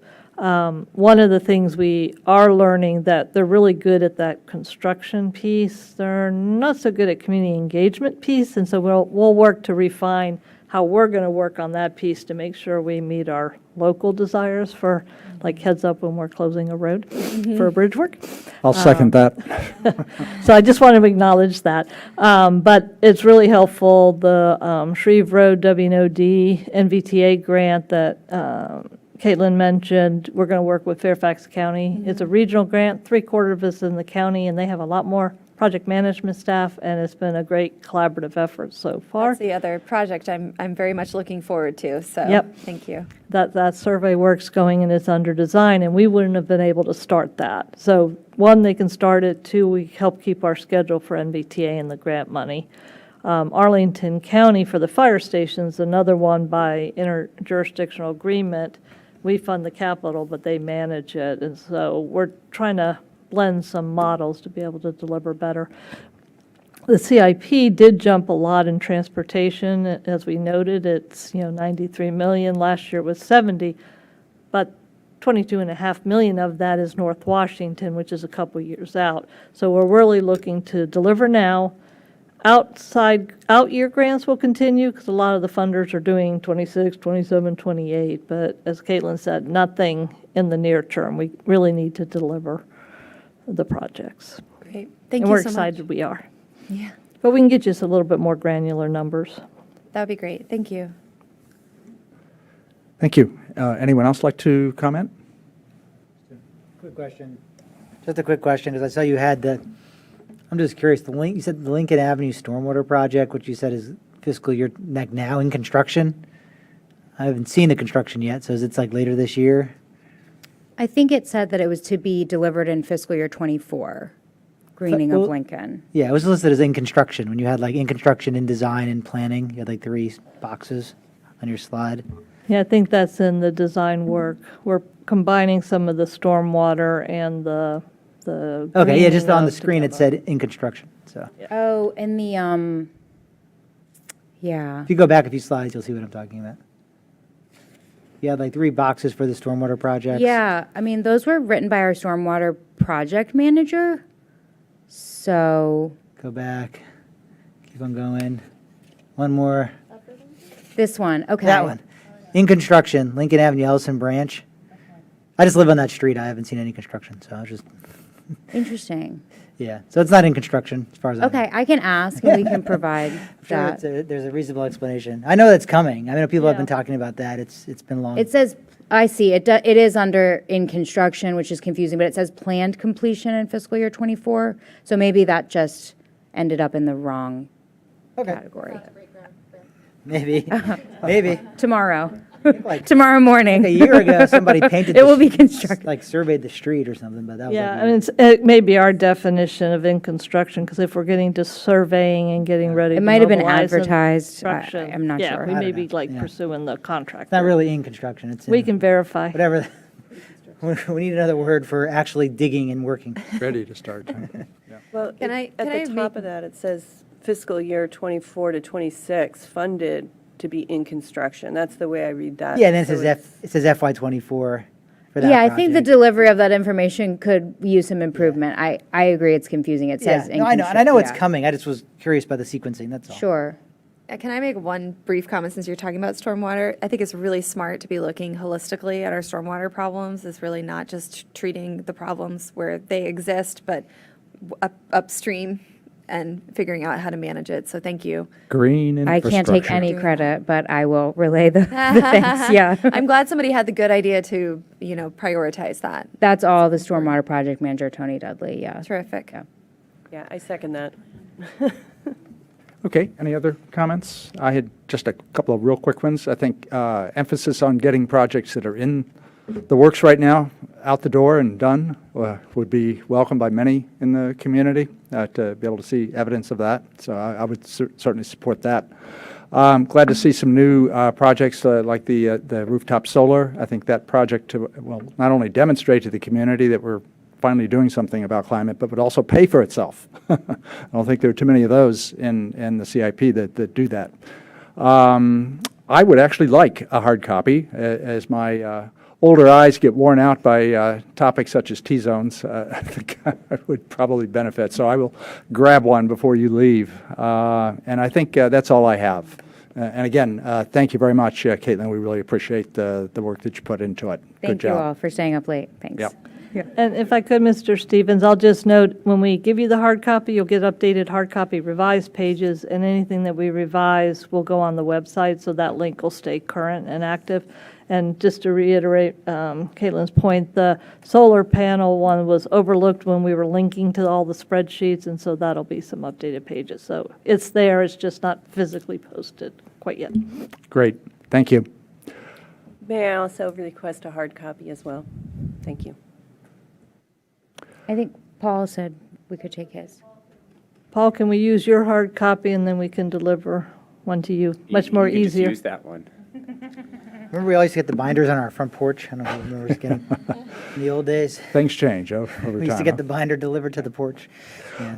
Okay, Anyway. Mr. Stoddard, I think the key thing on what's left is that East End Small Area Plan update, if you would like to do that. Sure, just a quick update on that one, and I'm sorry I didn't include the materials. I'll do that in your next packet.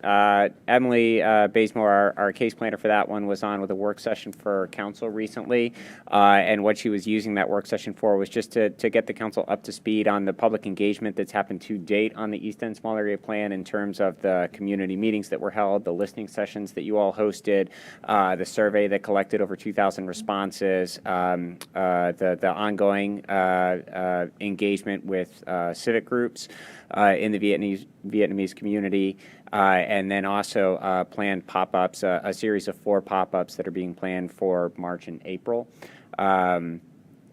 To do direct interaction with folks sort of on site at the Eden Center.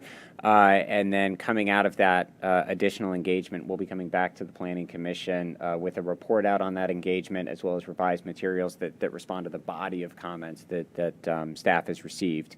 And that would probably happen, I think it's probably in that April timeframe. Just another thing to update you on, council did make your Byron recommendation. Council voted unanimously in favor of updating the SE conditions for the Byron. We do have another similar application in related to the Pearson Square. We're getting revised application materials for that, and I expect they'll be on with council for their referral to you later this month. And then the other thing to update you on is council did refer out to you a text amendment to make permanent the outdoor dining provisions that are currently under the temporary COVID provisions. Right. But they're suggesting a surgical fix to carry those onto a permanent footing. So you'll see all those in your upcoming packets. Thank you. Mm-hmm. Any other final comments? Just a comment for Paul, and just, it's like a quick update, but the group that mobilized many of the East End or Eden Center to come to our meeting, I met with them at the Eden Center and had a great conversation, and they're young, they're motivated, they want to work with the city to make sure that there is upgrading, but equitable development that protects the small businesses, and I just suggest that as you do your pop-ups, please continue to work with them. They will guide you, they will help you, and they'll try to influence you, but we need their input and support. Mm-hmm. Agreed. Okay, anything else? If not, I think we'll declare this meeting adjourned. All right.